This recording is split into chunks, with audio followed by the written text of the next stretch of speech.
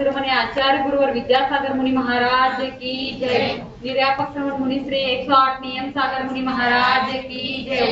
समस्त आचार्य संघ की जय। नमस्ते वर्धमानाय निर्धूत कलिलात्मने सालोकानां त्रिलोकानां यद्विद्या दर्पणायते यद्विद्या दर्पणायते। ಗುರು ಎಂದರೆ ಅವರು ಬರೀ ಒಬ್ಬ ವ್ಯಕ್ತಿಯಲ್ಲ, ಅದೊಂದು ದಿವ್ಯವಾದಂತಹ ಶಕ್ತಿ. ಅಜ್ಞಾನದಿಂದ ಎಲ್ಲರನ್ನ ಅಜ್ಞಾನದಿಂದ ಹೊರತಂದು ಜ್ಞಾನದ ಮಾರ್ಗದೆಡೆಗೆ ಕರೆದೊಯ್ಯುವಂತಹ ಆ ದಿವ್ಯ ಶಕ್ತಿಯೇ ಗುರು. ಅಂತಹ ನಿಜವಾದ ಗುರುಗಳಾದ ನೀವು ನಿನ್ನೆಯ ದಿನ ಭವ್ಯ ಮತ್ತು ಅಭವ್ಯದ ವಿಷಯವನ್ನು ನಮಗೆ ತಿಳಿಸಿಕೊಟ್ಟಿದ್ದೀರಾ. ಇವತ್ತು ಭವ್ಯ ಅಭವ್ಯದ ಮುಂದಿನ ವಿಷಯವಾದಂತಹ ಸಮ್ಯಕ್ತ್ವದ ಬಗ್ಗೆ ತಿಳಿಸಿಕೊಡಬೇಕೆಂದು ಎಲ್ಲರ ಪರವಾಗಿ ತಮ್ಮಲ್ಲಿ ನಿವೇದಿಸಿಕೊಳ್ಳುತ್ತೇನೆ. ನಮೋಸ್ತು ಮಹಾರಾಜಿ, ನಮೋಸ್ತು ಮಹಾರಾಜಿ, ನಮೋಸ್ತು ಮಹಾರಾಜಿ. ಓಂ ನಮಃ ಸಿದ್ಧೇಭ್ಯಃ ಮಹಾವೀರ ಭಗವಂತರ ವಾಣಿ ಶ್ರೀ ಗೌತಮ ಗುರು ಕೇಳಿದರು. ದ್ವಾದಶಾಂಗ ಶ್ರುತ ರಚನೆಯ ಮಾಡಿ ಉಪದೇಶಾಮೃತ ನೀಡಿದರು. ಸೂತ್ರನುಗುಣ 24 ಠಾಣಿಯ ಚರ್ಚೆಯ ಮಾಡಲು ಬಯಸುವೆನು. ದೇವಶಾಸ್ತ್ರ ಗುರು ಚರಣವ ವಂದಿಸಿ ಆತ್ಮಿಕ ಸುಖವನ್ನು ಪಡೆಯುವೆನು. ಆತ್ಮಿಕ ಸುಖವನ್ನು ಪಡೆಯುವೆನು. पंच परमेष्ठी भगवान की जय। अहिंसा परमो धर्म की जय। आचार्य गुरुवर श्री विद्यासागर मुनि महाराज की जय।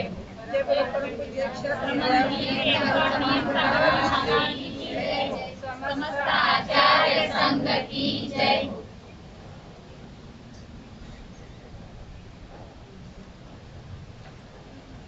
ಭವ್ಯತ್ವ ಮಾರ್ಗಣೆ.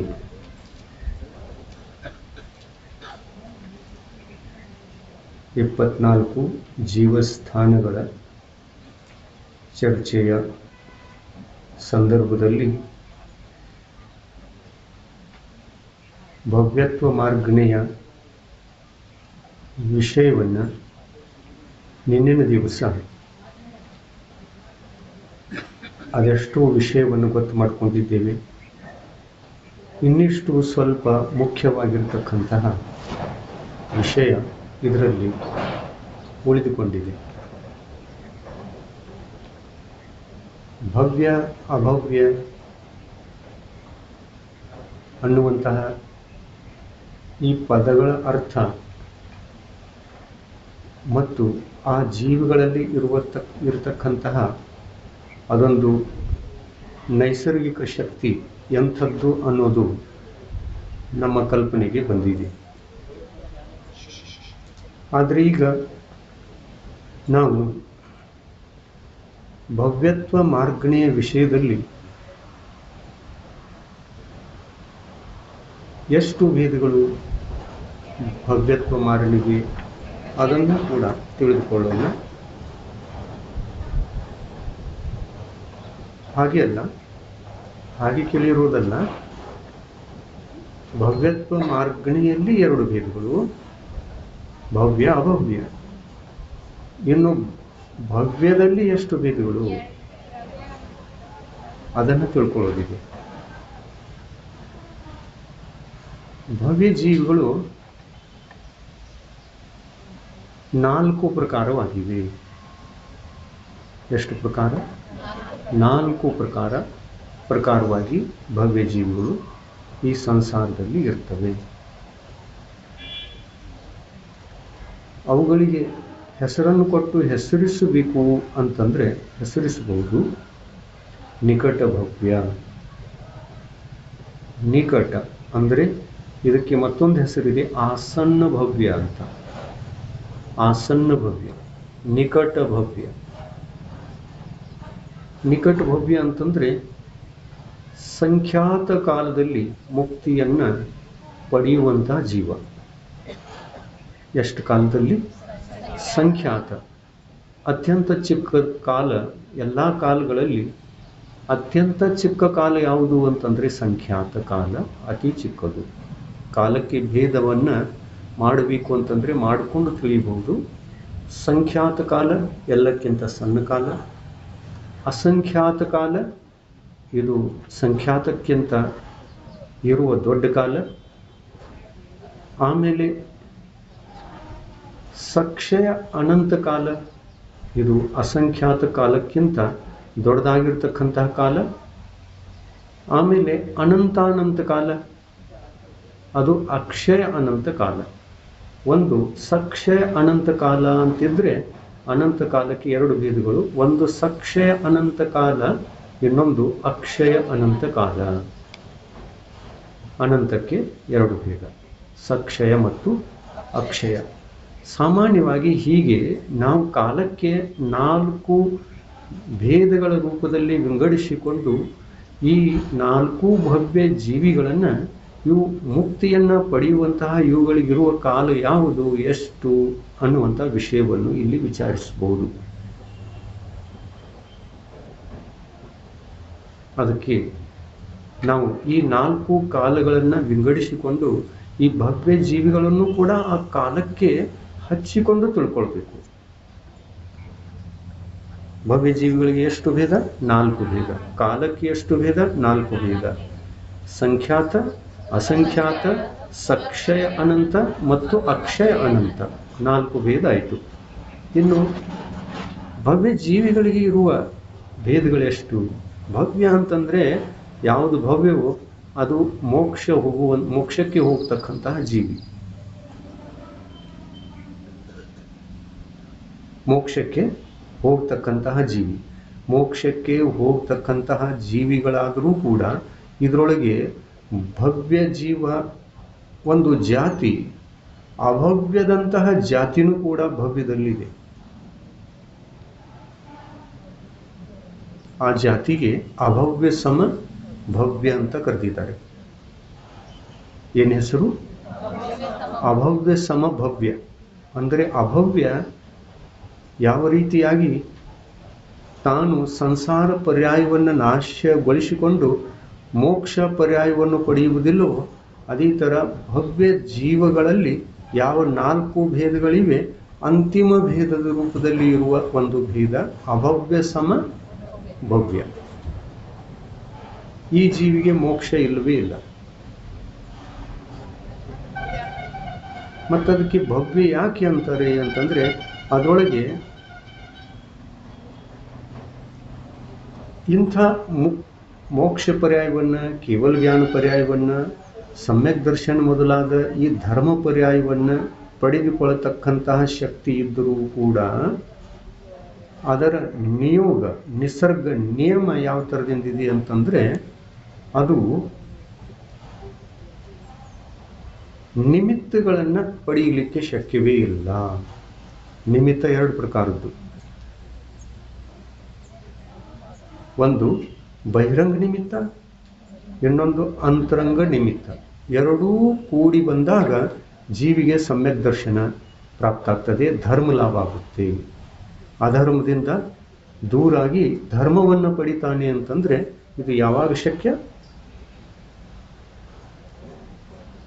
ಎರಡೂ ನಿಮಿತ್ತಗಳು ದೊರೆತಾಗ. ಒಂದು ಉಪಾದಾನ ನಿಮಿತ್ತ, ಇನ್ನೊಂದು ಉಪಾದಾನ ಕಾರಣ ಅಂತಾರೆ. ಒಂದು ಉಪಾದಾನ ಕಾರಣ, ಇನ್ನೊಂದು ಬಾಹ್ಯ ಕಾರಣ, ಹೊರ ಕಾರಣ. ಅಂತರಂಗ ನಿಮಿತ್ತ ಅಥವಾ ಬಹಿರಂಗ ನಿಮಿತ್ತ.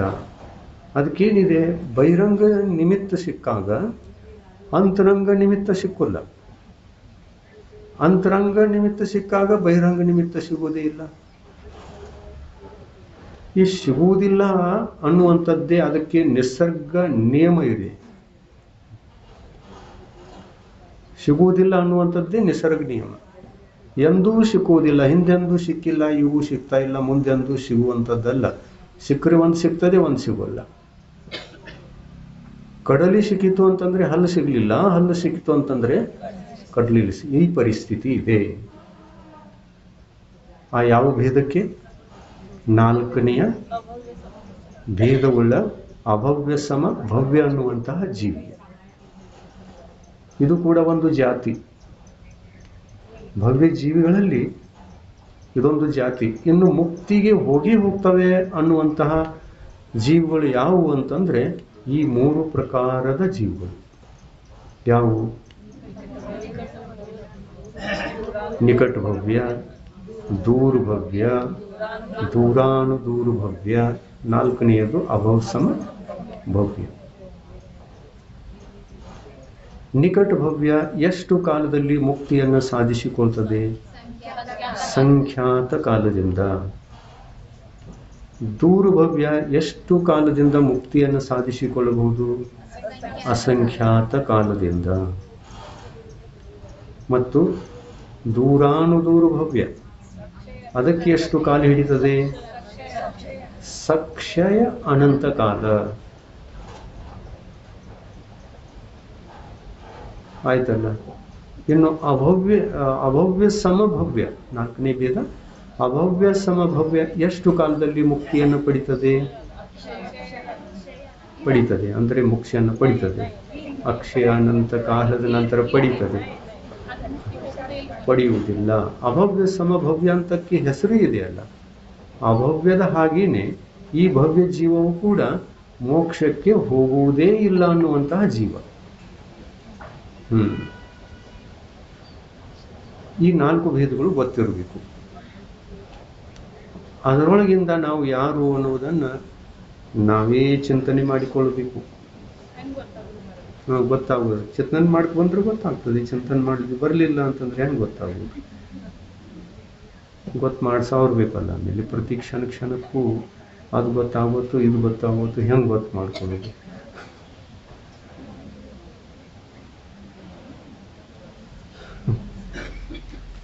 ಮೂರು ಪ್ರಕಾರದ ಭವ್ಯಗಳಿಗೆ ಮೋಕ್ಷ ಇದೆ.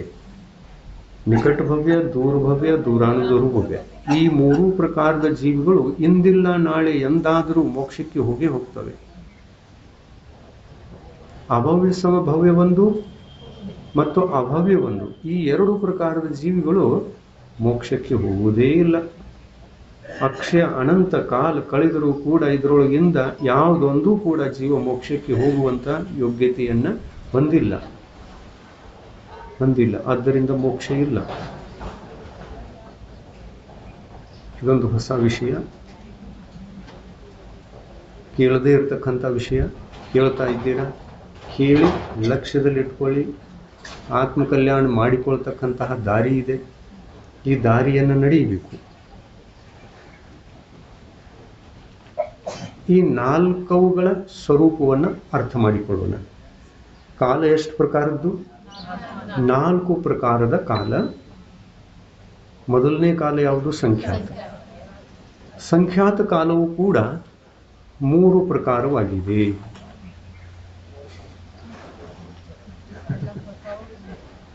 ಸಂಖ್ಯಾತ ಕಾಲವು ಕೂಡ 3 ಪ್ರಕಾರ. ಜಗನ್ಯ ಸಂಖ್ಯಾತ ಕಾಲ, ಮಧ್ಯಮ ಸಂಖ್ಯಾತ ಕಾಲ ಮತ್ತು ಉತ್ಕೃಷ್ಟ ಸಂಖ್ಯಾತ ಕಾಲ. ಯಾವ ಥರದಿಂದ?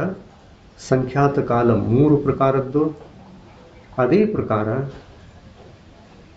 ಅಸಂಖ್ಯಾತ ಕಾಲವು ಕೂಡ 3 ಪ್ರಕಾರಗಳನ್ನು ಹೊಂದಿರತಕ್ಕಂತಹ ಕಾಲ.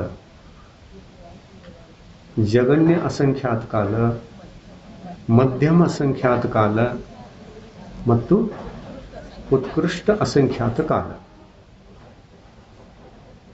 ಇನ್ಯಾವ ಕಾಲ ಉಳಿತು? ಸಕ್ಷಯ ಅನಂತ ಕಾಲ. ಇದು ಕೂಡ 3 ಪ್ರಕಾರದ್ದು. ಜಗನ್ಯ ಸಕ್ಷಯ ಅನಂತ ಕಾಲ, ಮಧ್ಯಮ ಸಕ್ಷಯ ಅನಂತ ಕಾಲ ಮತ್ತು ಉತ್ಕೃಷ್ಟ ಸಕ್ಷಯ ಅನಂತ ಕಾಲ. 3 ಪ್ರಕಾರದ್ದು. ಆದರೆ ಅಕ್ಷಯ ಅನಂತ ಕಾಲಕ್ಕೆ ಯಾವುದಾದ್ರೂ ಪ್ರಕಾರಗಳು ಭೇದಗಳು ಆಗಬಹುದೇ? ಇಲ್ಲ. ಯಾಕೆ ಆಗುವುದಿಲ್ಲ ಅಂತಂದ್ರೆ ಆ ಕಾಲ ಅಕ್ಷಯ ಅನಂತ. ಅದಕ್ಕೆ ಆದಿನೂ ಇಲ್ಲ, ಮಧ್ಯನೂ ಇಲ್ಲ, ಆಮೇಲೆ ಅಂತನೂ ಇಲ್ಲ. ಅಂದ ಮೇಲೆ ಅದಕ್ಕೆ ಭೇದಗಳು ಹೇಗೆ ಆಗಲಿಕ್ಕೆ ಶಕ್ಯ? ಆಗುವುದಿಲ್ಲ. ಭೇದರಹಿತ ಕಾಲ ಅದು. ಯಾವುದಕ್ಕೆ ಆದಿ ಇದೆಯೋ ಅದಕ್ಕೆ ಅಂತವೂ ಇದೆ. ಅಂಥವುಗಳು ಮೂರು: ಸಂಖ್ಯಾತ, ಅಸಂಖ್ಯಾತ ಮತ್ತು ಸಕ್ಷಯ ಅನಂತ. ಸಕ್ಷಯ ಅನಂತ ಕಾಲಕ್ಕೆ ಇನ್ನೊಂದು ಹೆಸರಿದೆ, ಪರ್ಯಾಯವಾಚಿ ಹೆಸರು, ಅರ್ಧ ಪುದ್ಗಲ ಪರಾವರ್ತನ ಕಾಲ. ಏನಂತಾರೆ? ಅರ್ಧ ಪುದ್ಗಲ ಪರಾವರ್ತನ ಕಾಲ. ಅರ್ಧ ಪುದ್ಗಲ ಪರಾವರ್ತನ ಕಾಲ ಅಂದ್ರೂ ಒಂದೇ, ಮತ್ತು ಸಕ್ಷಯ ಅನಂತ ಕಾಲ ಅಂದ್ರೂ ಒಂದೇ, ಎಲ್ಲ ಒಂದೇ, ಹೆಸರುಗಳು ಎರಡು. ಇನ್ನು ಒಂದು ವಿಷಯವನ್ನು ನಾವು ಎಷ್ಟೋ ಸಮಯದಿಂದ ಕೇಳ್ತಾ ಇದ್ದೀವಿ. ಸಮ್ಯಕ್ ದರ್ಶನದ ಚರ್ಚೆ ಬಂದಾಗ ಸಮ್ಯಕ್ತವನ್ನು ಹೊಂದಿರತಕ್ಕಂತಹ ಜೀವ ಈ ಸಂಸಾರದಲ್ಲಿ ಎಷ್ಟು ಕಾಲಗಳವರೆಗೆ ಇದ್ದುಕೊಂಡು ಮುಕ್ತಿಯನ್ನು ಪಡಿತಾನೆ? ಆವಾಗ ನಾವು ಏನಂತೀವಿ? ಅರ್ಧ ಪುದ್ಗಲ ಪರಾವರ್ತನ ಕಾಲದಲ್ಲಿ ಮೋಕ್ಷವನ್ನು ಪಡಿತಾನೆ ಅಂತ. ಅಂದರೆ ಬೀಸ ಸಿಕ್ಕಿ ಹೋಗಿದೆ, ಮುಕ್ತಿಗೆ ಹೋಗ್ತಕ್ಕಂತಹ ಬೀಸ ಸಿಕ್ಕಿ ಹೋಗಿದೆ. ಅಷ್ಟರಲ್ಲಿ ಹೋಗಲೇಬೇಕು, ಹೋಗದಿದ್ದರೆ ನಡೆಯೋದೇ ಇಲ್ಲ. ಈ ಬೀಸ ಒಮ್ಮೆ ಸಿಕ್ಕಿತು ಅಂತಂದ್ರೆ ಸುಳ್ಳಾಗಲ್ಲ. ಅಷ್ಟು ಕಾಲದಲ್ಲಿ ಜೀವ ಮುಕ್ತಿಯನ್ನ ಪಡೆಯಲೇಬೇಕು, ನಿಶ್ಚಿತ ಪಡೆಯಲೇಬೇಕು, ಪಡಿತಾನೆ ಅನ್ನುವಂಥ ನಿಯಮಿದೆ. ಕಾಲದ ಹೆಸರೇನು? ಅರ್ಧ ಪುದ್ಗಲ ಪರಾವರ್ತನ ಕಾಲ. ಇದರ ಇನ್ನೊಂದು ಹೆಸರೇನು? ಸಕ್ಷಯ ಅನಂತ ಕಾಲ. ಸಕ್ಷಯ ಅನಂತ ಕಾಲ. ಸಕ್ಷಯ ಕ್ಷಯವುಳ್ಳದ್ದು, ಮುಗಿಯುವಂಥದ್ದು, ಸಮಾಪ್ತಗೊಳ್ಳುವಂಥದ್ದು. ಇದು ಸಕ್ಷಯ ಅನಂತ ಕಾಲ. ಆದರೆ ಇದು ಹಿಂದಿನ ಎರಡು ಕಾಲಗಳಕ್ಕಿಂತ ಅತಿ ದೊಡ್ಡದು. ಯಾವುಗಳಕ್ಕಿಂತ? ಸಂಖ್ಯಾತ ಕಾಲಕ್ಕಿಂತ ಮತ್ತು ಅಸಂಖ್ಯಾತ ಕಾಲಕ್ಕಿಂತ ದೊಡ್ಡ ಕಾಲ ಸಕ್ಷಯ ಅನಂತ ಕಾಲ. ಇದೇ ಅರ್ಧ ಪುದ್ಗಲ ಪರಾವರ್ತನ ಕಾಲ. ಅಂದರೆ ನಮಗೆ ಒಂದು ಸಲ ಸಮ್ಯಕ್ ದರ್ಶನ ಪ್ರಾಪ್ತವಾಯಿತು ಅಂತಂದ್ರೆ ಯಾವುದೇ ಭಾವದಲ್ಲಿ ಯಾವಾಗೂ ಎಲ್ಲಿದ್ರೂ ಒಂದೇ ಸಲ, ಒಂದು ಕ್ಷಣ, ಒಂದು ಸೆಕೆಂಡ್ ಮಾತ್ರ ಸಮ್ಯಕ್ ದರ್ಶನಕ್ಕೆ ನಾವು ಸ್ಪರ್ಶ ಮಾಡಿ ಮರಳಿ ಮತ್ತೆ ಮಿಥ್ಯಾತ್ವಕ್ಕೆ ಬಂದಿದ್ದೀವಿ ಅಂತಂದ್ರೆ ನಮಗೆ ಬೀಸ ಸಿಕ್ಕೋಯ್ತು. ಎಷ್ಟು ಕಾಲದಲ್ಲಿ ಮೋಕ್ಷಕ್ಕೆ ಹೋಗ್ತೀವಿ? ಅರ್ಧ ಪುದ್ಗಲ ಪರಾವರ್ತನ ಕಾಲದ ಆ ಬೀಸ ಸಿಕ್ಕೋಯ್ತು. ಇನ್ನು ಈ ಒಂದು ದೀರ್ಘವಾದ ಕಾಲದಲ್ಲಿ ನಾವು ಸಮ್ಯಕ್ ದರ್ಶನವನ್ನು ಎಷ್ಟೋ ಸಲ ಹಾಳು ಮಾಡಿಕೊಳ್ಬಹುದು, ಎಷ್ಟೋ ಸಲ ಪ್ರಾಪ್ತ ಮಾಡಿಕೊಳ್ಬಹುದು. ಅಸಂಖ್ಯಾತ ಬಾರಿ ಅದನ್ನು ಪ್ರಾಪ್ತ ಮಾಡಿಕೊಳ್ಳಬಹುದು, ಅಸಂಖ್ಯಾತ ಬಾರಿ ಅದನ್ನು ನಾಶ ಮಾಡಿಕೊಳ್ಳಬಹುದು. ಅದೆಂಥ ಸಮ್ಯಕ್ತ್ವ? ನಾಶವಾಗುವಂತಹ ಸಮ್ಯಕ್ತ್ವ ಎರಡು ಪ್ರಕಾರವಾಗಿದೆ, ಮತ್ತು ನಾಶವಾಗದೇ ಇರುವ ಸಮ್ಯಕ್ತ್ವ ಒಂದೇ ಪ್ರಕಾರವಾಗಿದೆ. ಅದ್ಯಾವುದು? ಕ್ಷಾಯಿಕ ಸಮ್ಯಕ್ತ್ವ, ಎಲ್ಲರಿಗೂ ಗೊತ್ತು. ಇನ್ನು ನಾಶವಾಗುವಂಥ ಸಮ್ಯಕ್ತ್ವಗಳು ಎಷ್ಟು ಅಂತಂದ್ರೆ ಅವು ಕೇವಲ ಮೂರಿವೆ. ಮೂರು. ಪ್ರಥಮೋಪಸಮ ಸಮ್ಯಕ್ತ್ವಕ್ಕೆ ಎರಡು ಭೇದಿದೆ.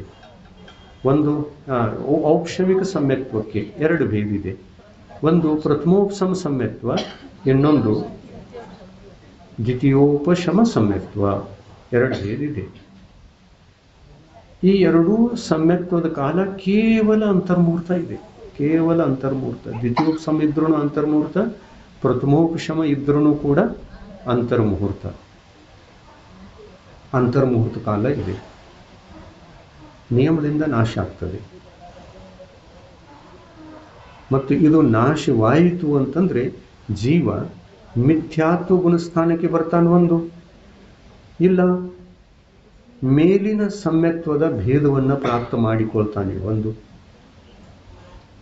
ಸಮ್ಯಕ್ತ್ವಕ್ಕೆ ಇರುವ ಮತ್ತು ಪ್ರಾಪ್ತ ಮಾಡಿಕೊಳ್ಳುವ ಕ್ರಮ ಏನು ಅಂತಂದ್ರೆ ಪ್ರಥಮೋಪಶಮ ಸಮ್ಯಕ್ತ್ವ, ನಂತರ ಕ್ಷಾಯೋಪಶಮ ಸಮ್ಯಕ್ತ್ವ, ನಂತರ ಕ್ಷಾಯಿಕ ಸಮ್ಯಕ್ತ್ವ. ದ್ವಿತೀಯೋಪಶಮ ಸಮ್ಯಕ್ತ್ವ ಅಂತಂದ್ರೆ ಅದು ನಾವು ಮೋಕ್ಷವನ್ನು ಪಡೆದುಕೊಳ್ಳುವ ಕಾಲದಲ್ಲಿ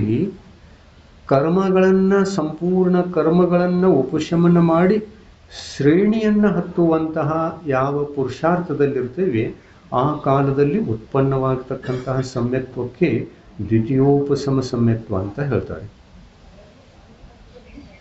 ದ್ವಿತೀಯೋಪಶಮ ಸಮ್ಯಕ್ತ್ವ ಇದು ಯಾವ ಕಾಲದಲ್ಲಿ?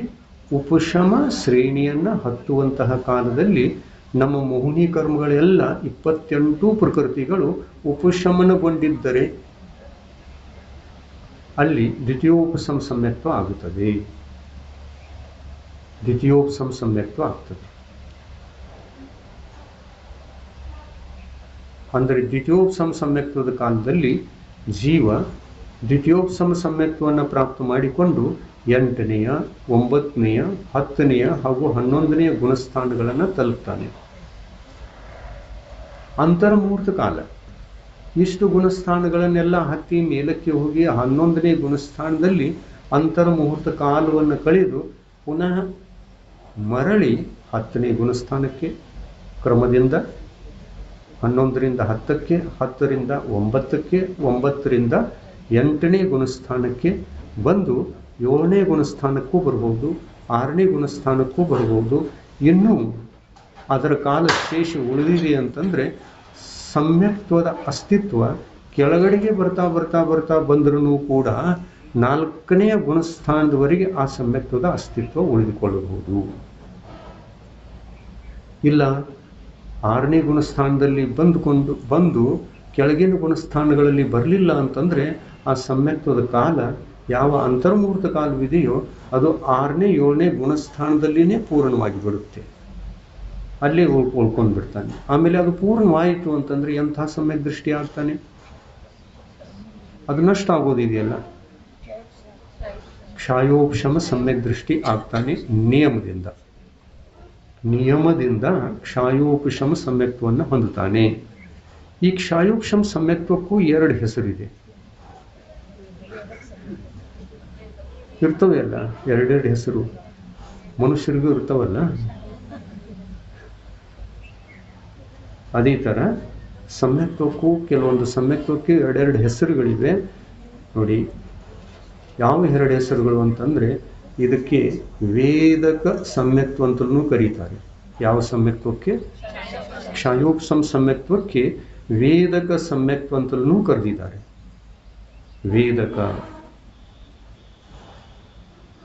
ವೇದಕ ಅಂದರೆ ವೇದನೆಯನ್ನು ಮಾಡುವಂತಹ ಸಮ್ಯಕ್ತ್ವ. ಯಾವುದರ ವೇದನೆ? ಯಾವ ಕರ್ಮ ಉದಯದಲ್ಲಿದೆಯೋ ಮತ್ತು ಯಾವುದರಲ್ಲಿ ಸಮ್ಯಕ್ತ್ವವನ್ನು ಘಾತಿಸುವಂತಹ ಸಂಪೂರ್ಣ ಶಕ್ತಿ ಇಲ್ಲವೋ, ಕಿಂಚಿತ್ ಶಕ್ತಿ ಇದೆ, ಅದು ದೇಶಘಾತಿ.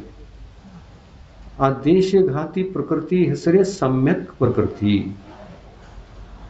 ಮಿಥ್ಯಾತ್ವ, ಸಮ್ಯಕ್ ಮಿಥ್ಯಾತ್ವ, ಸಮ್ಯಕ್ ಪ್ರಕೃತಿ. ಇದು ಉದಯದಲ್ಲಿರ್ತದೆ.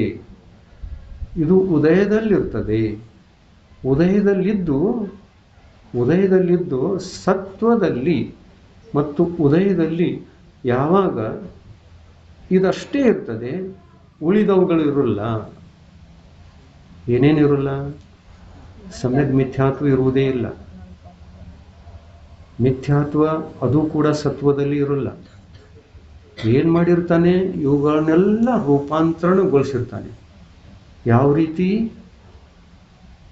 ಯಾವ ರೀತಿ ಮಿಥ್ಯಾತ್ವವನ್ನು ಸಮ್ಯಕ್ ಮಿಥ್ಯಾತ್ವದಲ್ಲಿ ಕನ್ವರ್ಟ್ ಮಾಡಿಬಿಡ್ತಾನೆ. ಅಲ್ಲಿ ಮಿಥ್ಯಾತ್ವದ ಒಂದೂ ಕೂಡ ಪ್ರಕೃತಿ ಉಳಿಯುವುದೇ ಇಲ್ಲ. ಮಿಥ್ಯಾತ್ವ ಕರ್ಮಗಳನ್ನೆಲ್ಲ ಎಷ್ಟು ಪರಮಾಣುಗಳಿವೆ ಆತ್ಮನಲ್ಲಿ ಕಟ್ಟಿಕೊಂಡಿರ್ತಕ್ಕಂಥ ಪರಮಾಣುಗಳು, ಅವುಗಳನ್ನೆಲ್ಲ ಸಮ್ಯಕ್ ಮಿಥ್ಯಾತ್ವ ರೂಪದಲ್ಲಿ ಕನ್ವರ್ಟ್ ಮಾಡಿರ್ತಾನೆ.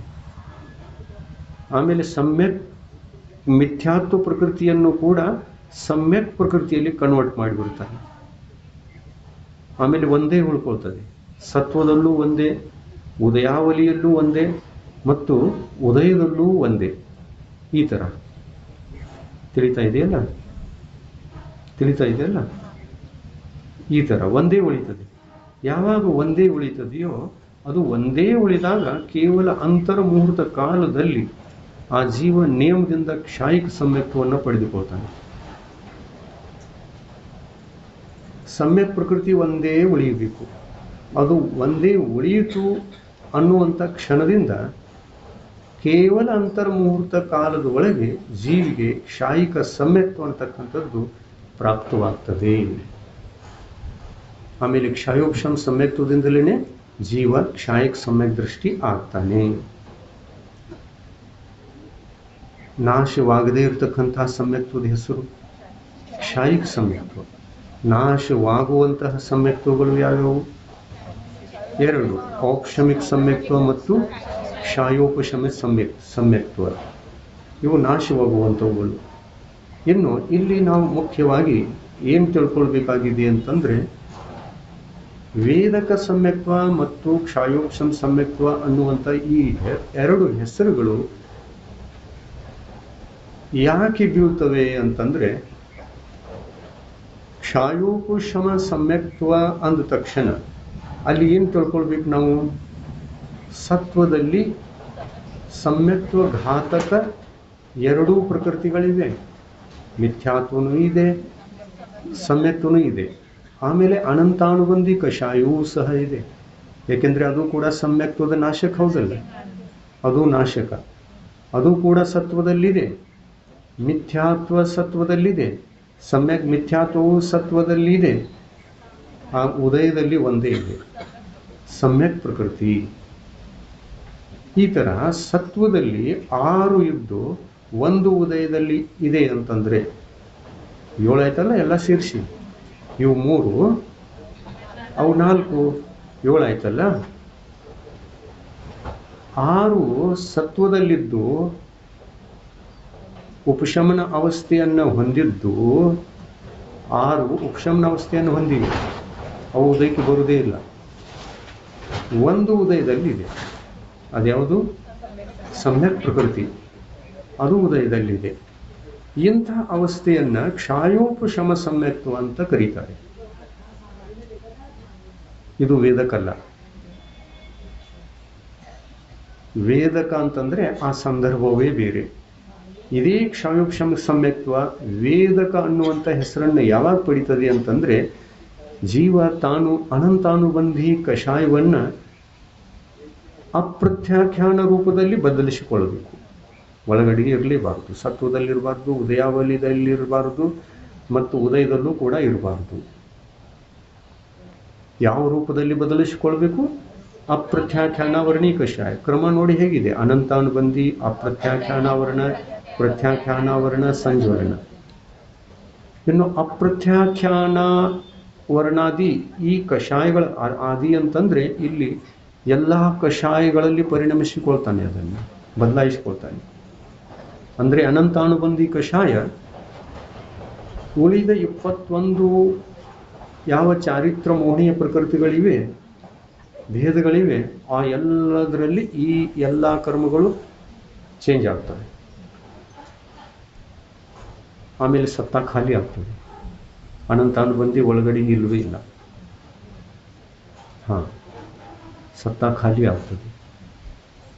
ಈ ತರ ಅನಂತಾನುಬಂಧಿ ಕಷಾಯನ್ನ ಅನ್ಯ ಕಷಾಯದಲ್ಲಿ ಪರಿಣಮಿಸಿಕೊಂಡು ಬದಲಾಯಿಸಿಕೊಂಡು ಪರಿವರ್ತನೆ ಮಾಡಿಕೊಂಡು ನಂತರ ಮಿಥ್ಯಾತ್ವವನ್ನ ಸಮ್ಯಕ್ ಮಿಥ್ಯಾತ್ವದ ರೂಪದಲ್ಲಿ, ಆಮೇಲೆ ಸಮ್ಯಕ್ ಮಿಥ್ಯಾತ್ವವನ್ನ ಸಮ್ಯಕ್ತ್ವದ ರೂಪದಲ್ಲಿ ಪರಿವರ್ತಿಸಿ ಒಂದನ್ನೇ ಸತ್ವದಲ್ಲಿ ಯಾವಾಗ ಇಟ್ಕೋತಾನೆ, ಆ ಸತ್ವದಲ್ಲಿ ಇರಬೇಕು, ಉದಯಾವಲಿಯಲ್ಲಿ ಇರಬೇಕು, ಉದಯದಲ್ಲೂ ಇರಬೇಕು. ಆದರೆ ಒಂದೇ ಇರಬೇಕು. ದೇಶಘಾತಿ ಒಂದೇ ಇರಬೇಕು. ಸರ್ವಘಾತಿ ಒಂದೂ ಇರಬಾರದು, ಯಾವುದೊಂದೂ ಇರಬಾರದು, ಸರ್ವಘಾತಿ. ಇಂಥ ಸಂದರ್ಭದಲ್ಲಿ ಆ ಕ್ಷಾಯೋಪಶಮ ಸಮ್ಯಕ್ತ್ವವನ್ನ ಕ್ಷಾಯಿಕ ಸಮ್ಯಕ್ತ್ವ ಅಂತ ಕರೀತಾರೆ. ಯಾಕೆಂತಂದ್ರೆ ಸಮ್ಯಕ್ ಪ್ರಕೃತಿಯನ್ನೇ ವೇದಿಸ್ತಾನೆ, ಅನುಭವಿಸುತ್ತಾನೆ, ಸಂವೇದಿಸುತ್ತಾನೆ. ವೇದಕ ಸಮ್ಯಕ್ತ್ವ ಅಂದ್ರಲ್ಲ, ವೇದಕ ಅಂದ್ರೆ ವೇದಿಸುವವನು, ಅನುಭವಿಸುವವನು, ಸಂವೇದಿಸುವವನು. ಯಾವ ಪ್ರಕೃತಿಯನ್ನ ಸಂವೇದಿಸುವವನು? ಸಮ್ಯಕ್ ಪ್ರಕೃತಿಯನ್ನ ಸಂವೇದಿಸುವವನು. ದೇಶಘಾತಿಯನ್ನೇ ಮಾತ್ರ ಸಂವೇದಿಸುವವನು. ಎಷ್ಟು ಕಾಲದವರೆಗೆ? ಕೇವಲ ಅಂತರ ಮುಹೂರ್ತ ಕಾಲದವರೆಗೆ ಮಾತ್ರ. ಆಮೇಲೆ ಏನು ಮಾಡ್ತಾನೆ? ಅಂತರ ಮುಹೂರ್ತ ಕಾಲದವರೆಗೆ ಇದನ್ನು ಅನುಭವಿಸಿ, ವೇದಿಸಿ, ಅನುಭವಿಸಿ, ಅಂತರ ಮುಹೂರ್ತ ಕಾಲದಲ್ಲಿ ಸತ್ವದಲ್ಲಿರ್ತಕ್ಕಂಥ ಎಲ್ಲ ಕರ್ಮಗಳನ್ನು ನಿರ್ಜರೆ ಮಾಡಿಕೊಳ್ತಾನೆ, ಸತ್ತಾದಿಂದ ದೂರ ಮಾಡಿಕೊಳ್ತಾನೆ, ನಿರ್ಜರೆ ಮಾಡಿಕೊಳ್ತಾನೆ. ಆವಾಗ ಸಮ್ಯಕ್ತ ಘಾತಕ ಯಾವ ಒಂದೂ ಕೂಡ ಕರ್ಮ ಸತ್ವದಲ್ಲಿಲ್ಲ, ಉದಯಾವಲಿಯಲ್ಲಿಲ್ಲ, ಉದಯದಲ್ಲಿಲ್ಲ ಅನ್ನುವಂತಹ ಸನ್ನಿವೇಶ ಪ್ರಾಪ್ತ ಆಗ್ತದೆ. ಮೂರೂ ಜಾಗದಲ್ಲಿಲ್ಲ, ಸತ್ವದಲ್ಲಿಲ್ಲ, ಉದಯಾವಲಿಯಲ್ಲಿಲ್ಲ, ಉದಯದಲ್ಲಿಲ್ಲ. ಯಾಕೆಂದರೆ ಸತ್ತಾಕ್ಷಯ ಮಾಡಿದಾಗ ಉದಯಾವಲಿ ಒಂದಿಷ್ಟಿರ್ತದೆ, ಉದಯದೊಳಗೆ ಒಂದಿಷ್ಟಿರ್ತದೆ, ಅದೆಲ್ಲವೂ ಕೂಡ ನಷ್ಟ ಆಗಿ ಹೋಗುತ್ತೆ. ಅದೇ ಹೆಸರು ಕೃತಕೃತ್ಯ ಸಮ್ಯಕ್ತವೂ ಕೂಡ ವೇದಕ ಸಮ್ಯಕ್ತ್ವ. ವೇದಕ್ಕೆ ಅನ್ಬಹುದು, ಕೃತಕೃತ್ಯ ವೇದಕ್ಕೆ ಅನ್ಬಹುದು, ಎಲ್ಲ ಒಂದೇ. ಅವು ಎರಡೂ ಪರ್ಯಾಯವಾಚಿ. ಆದರೆ ಕ್ಷಾಯೋಪಶಮಿಕ ಸಮ್ಯಕ್ತ್ವ ಮತ್ತು ವೇದಕ ಸಮ್ಯಕ್ತ್ವ ಈ ಎರಡೂ ಹೆಸರುಗಳು ಪರ್ಯಾಯವಾಚಿಯಾಗಿದ್ದರೂ ಕೂಡ, ಕ್ಷಾಯೋಪಶಮ ಸಮ್ಯಕ್ತ್ವದ ಹೆಸರುವಾಗಿದ್ದರೂ ಕೂಡ ಅವು ಅರ್ಥ ಭೇದದಿಂದ ಸ್ವಲ್ಪ ವ್ಯತ್ಯಾಸವನ್ನು ಹೊಂದಿವೆ. ಕ್ಷಾಯೋಪಶಮ ಅಂತಂದರೆ, ಕ್ಷಾಯೋಪಶಮ ಸಮ್ಯಕ್ತ್ವ ಅಂತಂದರೆ 6 ಪ್ರಕೃತಿಗಳು ಸತ್ವದಲ್ಲಿರಬೇಕು, 1 ಪ್ರಕೃತಿ ಉದಯದಲ್ಲಿರಬೇಕು. ಇಂಥ ಅವಸ್ಥೆಯನ್ನು ಕ್ಷಾಯೋಪಶಮಿಕ ಸಮ್ಯಕ್ತ್ವ ಅಂತ ಕರೆದರು. ಇದಕ್ಕೆ ಇರುವಂತಹ ಮುಖ್ಯ ಲಕ್ಷಣ, ಕ್ಷಾಯೋಪಶಮ ಸಮ್ಯಕ್ತ್ವಕ್ಕೆ ಇರುವ ಲಕ್ಷಣ ಯಾವ ಥರದಲ್ಲಿದೆ ಅಂತಂದರೆ, ಈ ಒಂದು ಕ್ಷಾಯೋಪಶಮ ಸಮ್ಯಕ್ ದೃಷ್ಟಿ ಜೀವ ಏನು ಮಾಡಿರ್ತಾನೆ? 6 ಪ್ರಕೃತಿಗಳನ್ನು ಉಪಶಮನ ಮಾಡಿರ್ತಾನೆ, ಒಂದನ್ನು ಉದಯದಲ್ಲಿಟ್ಕೊಂಡಿರ್ತಾನೆ. ಆಮೇಲೆ ಯಾವ ಪ್ರಕೃತಿಗಳನ್ನ ಉಪಶಮನ ಮಾಡಿಕೊಂಡಿದ್ದಾನೋ ಆ 6 ಪ್ರಕೃತಿಗಳನ್ನು ಅವುಗಳ ಸ್ವಮುಖ ಉದಯ ಆಗದಂತೆ, ಸ್ವಮುಖ ಅಂದರೆ ತಮ್ಮದೇ ಆಗಿರತಕ್ಕಂಥ ಶಕ್ತಿಯಿಂದ ಉದಯಕ್ಕೆ ಬಂದು ಫಲವನ್ನು ಕೊಡುವುದು. ಈ ಸ್ವಮುಖದಿಂದ ಉದಯಕ್ಕೆ ಇವು ಬರಬಾರದ ಹಾಗೆ ಮಾಡಿಕೊಂಡಿರ್ತಾನೆ. ಸ್ವಮುಖದಿಂದ ಇವು ಉದಯಕ್ಕೆ ಬಂದು ನಮಗೆ ಫಲವನ್ನು ಕೊಡಬಾರದು ಅನ್ನುವ ಹಾಗೆ ಮಾಡಿಕೊಂಡಿರ್ತಾನೆ. ಆಮೇಲೆ ಅವುಗಳ ಸ್ವಮುಖ ಉದಯ ಸಿಕ್ಕೋಲ್ಲ. ಆಮೇಲೆ ಯಾವ ಥರ ಇರ್ತವೆ? ಅವು ಯಾವ ಥರದಲ್ಲಿರ್ತವೆ ಅಂತಂದರೆ, ಸತ್ವದಲ್ಲಿ ಅವು ಇದ್ದಿರ್ತವೆ, ಆದರೆ ಉದಯದಲ್ಲಿಲ್ಲಲ್ಲ. ಉದಯದಲ್ಲಿ ಇಲ್ಲ ಅಂತಂದರೆ ಫಲನೂ ಸಿಕ್ಕೋಲ್ಲ. ಉದಯದಲ್ಲಿ ಯಾವುದಿದೆ? ದೇಶಘಾತಿ ಸಮ್ಯಕ್ ಪ್ರಕೃತಿ ಒಂದೇ ಉದಯದಲ್ಲಿದೆ, ಅದು ದೇಶಘಾತಿ. ಸಮ್ಯಕ್ತ್ವದಲ್ಲಿ ಏಕದೇಶ, ಅಲ್ಪ ಕ್ವಚಿತ್ ಸ್ವಲ್ಪ ದೋಷವನ್ನು ಹುಟ್ಟಿಸುವಂಥ ಶಕ್ತಿ ಆ ದೇಶಘಾತಿ ಪ್ರಕೃತಿಗೆ ಇರುತ್ತದೆ, ಅದು ಉದಯದಲ್ಲಿದೆ. ಸತ್ವದಲ್ಲಿ ಎಷ್ಟಿವೆ? 6 ಇವೆ. 6 ಎಲ್ಲವೂ ಸರ್ವಘಾತಿ ಇವೆಯೋ ಅಥವಾ ದೇಶಘಾತಿ? ಅವು ಎಲ್ಲ ಸರ್ವಘಾತಿಯಲ್ಲಿ ಇವೆ. ಆ ಸರ್ವಘಾತಿ ಪ್ರಕೃತಿಗಳು ಸ್ವಮುಖದಿಂದ ಉದಯ ಬಂದಾಗ ಮಾತ್ರ ಸಮ್ಯಕ್ತ್ವ ನಾಶ ಆಗ್ತದೆ.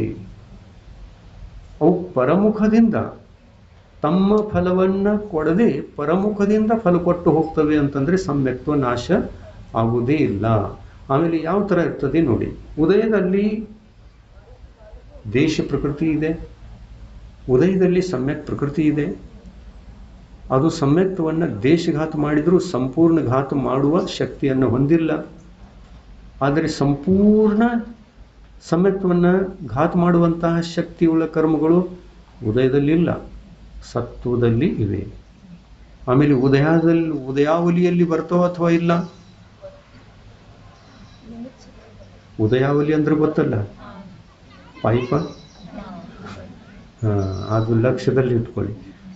ಟಂಕಿ, ಪೈಪ, ಆಮೇಲೆ ಚಾವಿ. ಎಲ್ಲಿ ನೀರು ಕಾಣಿಸ್ಕೊಳ್ತದೋ ಅದು ಉದಯ. ಬೀಳುವಂಥ ನೀರು ಎಲ್ಲಿ ಕಾಣಿಸ್ತಾ ಇದೆಯಲ್ಲ ಅದು ಉದಯ ಸ್ಥಾನ, ಇದು ಉದಯಾವಲಿ ಸ್ಥಾನ. ಮತ್ತು ಒಳಗಡೆ ಇರುವುದು ಸತ್ವ ಸ್ಥಾನ. ಹೇಳಿರುವ ಉದಾಹರಣೆ ನೆನಪಿಗೆ ಬಂದರೆ ಇದು ಪಟಾಪಟ್ ತಿಳಿದು ಹೋಗ್ತದೆ.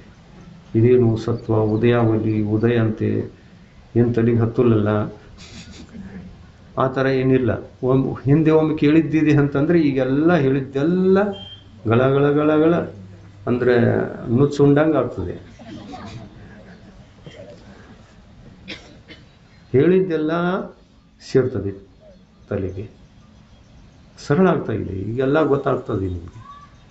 ಈ 24 ಸ್ಥಾನ ಕ್ಲಾಸ್ ಶುರು ಆದಿನಿಂದ ಈ ರಿಪೀಟ್ ಆಗ್ತಾ ಇದೆಯಲ್ಲ, ಅನೇಕ ಬಾರಿ ಈ ವಿಷಯಗಳು ರಿಪೀಟ್ ಆದಾಗ ತಾನಾಗಿ ತಲೆಯೊಳಗೆ ಉಳ್ಕೊಳ್ತದೆ. ಈ ತತ್ವಜ್ಞಾನ ನಮಗೆ ಬೇಕೇ ಬೇಕು.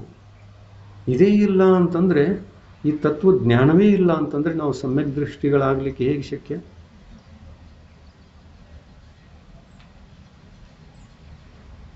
ಆಪರೇಷನ್ ಹೇಗೆ ಮಾಡಬೇಕು ಅನ್ನುವುದಕ್ಕೆ ಅಧ್ಯಯನ ಮಾಡಿದಾಗ ಮಾತ್ರ ಆಪರೇಷನ್ ಮಾಡಬಹುದು, ಯಾರಾದರೂ ಹೊಟ್ಟೆ ಕೊರಿಬಹುದು. ಏನು ಕಲ್ತಿಲ್ಲ, ಏನೂ ಓದಿಲ್ಲ, ನೇರವಾಗಿ ಬಂದು ಕತ್ರಿ ತಗೊಂಡು ಬ್ಲೇಡ್ ತಗೊಂಡು ಹೊಟ್ಟೆ ಕೊರೆದು ಬಿಟ್ಟ, ನಿಮ್ಗೆ ಜೋಡಿಸೋದು ಗೊತ್ತಿಲ್ಲ.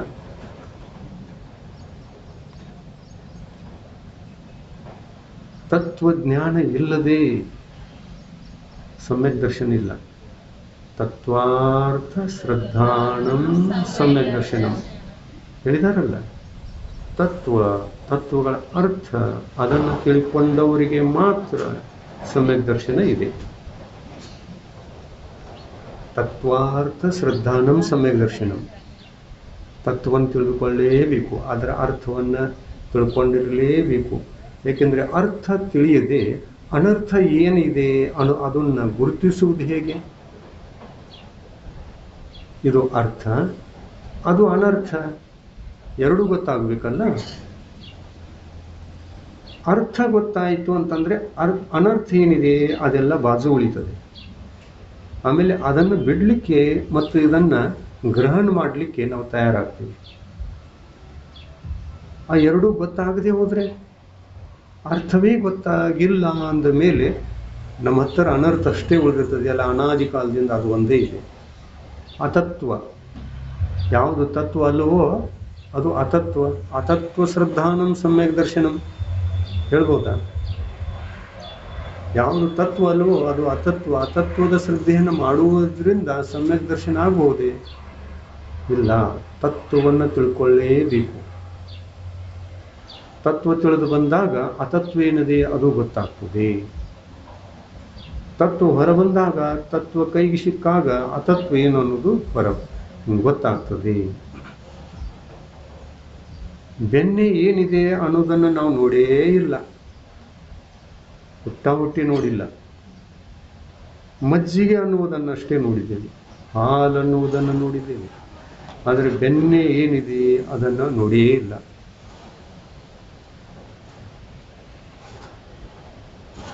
ಇನ್ನು ಡಾಕ್ಟರ್ ಹೇಳ್ತಾರೆ ಬೆನ್ನೆ ತಿನ್ನು ಈ ರೋಗ ದೂರ ಆಗ್ತದೆ ಅಂತ. ಬೆನ್ನೆ ತಿನ್ನು. ಬೆನ್ನೆ ಅಂದ್ರೆ ಗೊತ್ತಿಲ್ಲಲ್ಲ.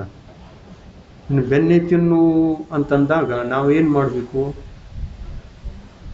ಆ ಬೆಣ್ಣೆ ಯಾವ ಥರ ಹಾಲಿನಲ್ಲಿದೆ, ಮಜ್ಜಿಗೆಯಲ್ಲಿದೆ, ಮೊಸರಿನಲ್ಲಿದೆ, ಅದನ್ನೆಲ್ಲ ತೊಳ್ಕೊಳ್ಬೇಕಲ್ಲ ಮೊದಲು. ಬೆಣ್ಣೆ ಎಲ್ಲಿಂದ ಬರೋದು? ಹಾಲಿನಿಂದ. ಆ ಹಾಲು ಮೊಸರಾದಾಗ ಬೆಣ್ಣೆ ಬರುವುದು. ಹಾಲಿನಿಂದ ಸೀದಾ ಬೆಣ್ಣೆ ಬರ್ಬೋದಾ?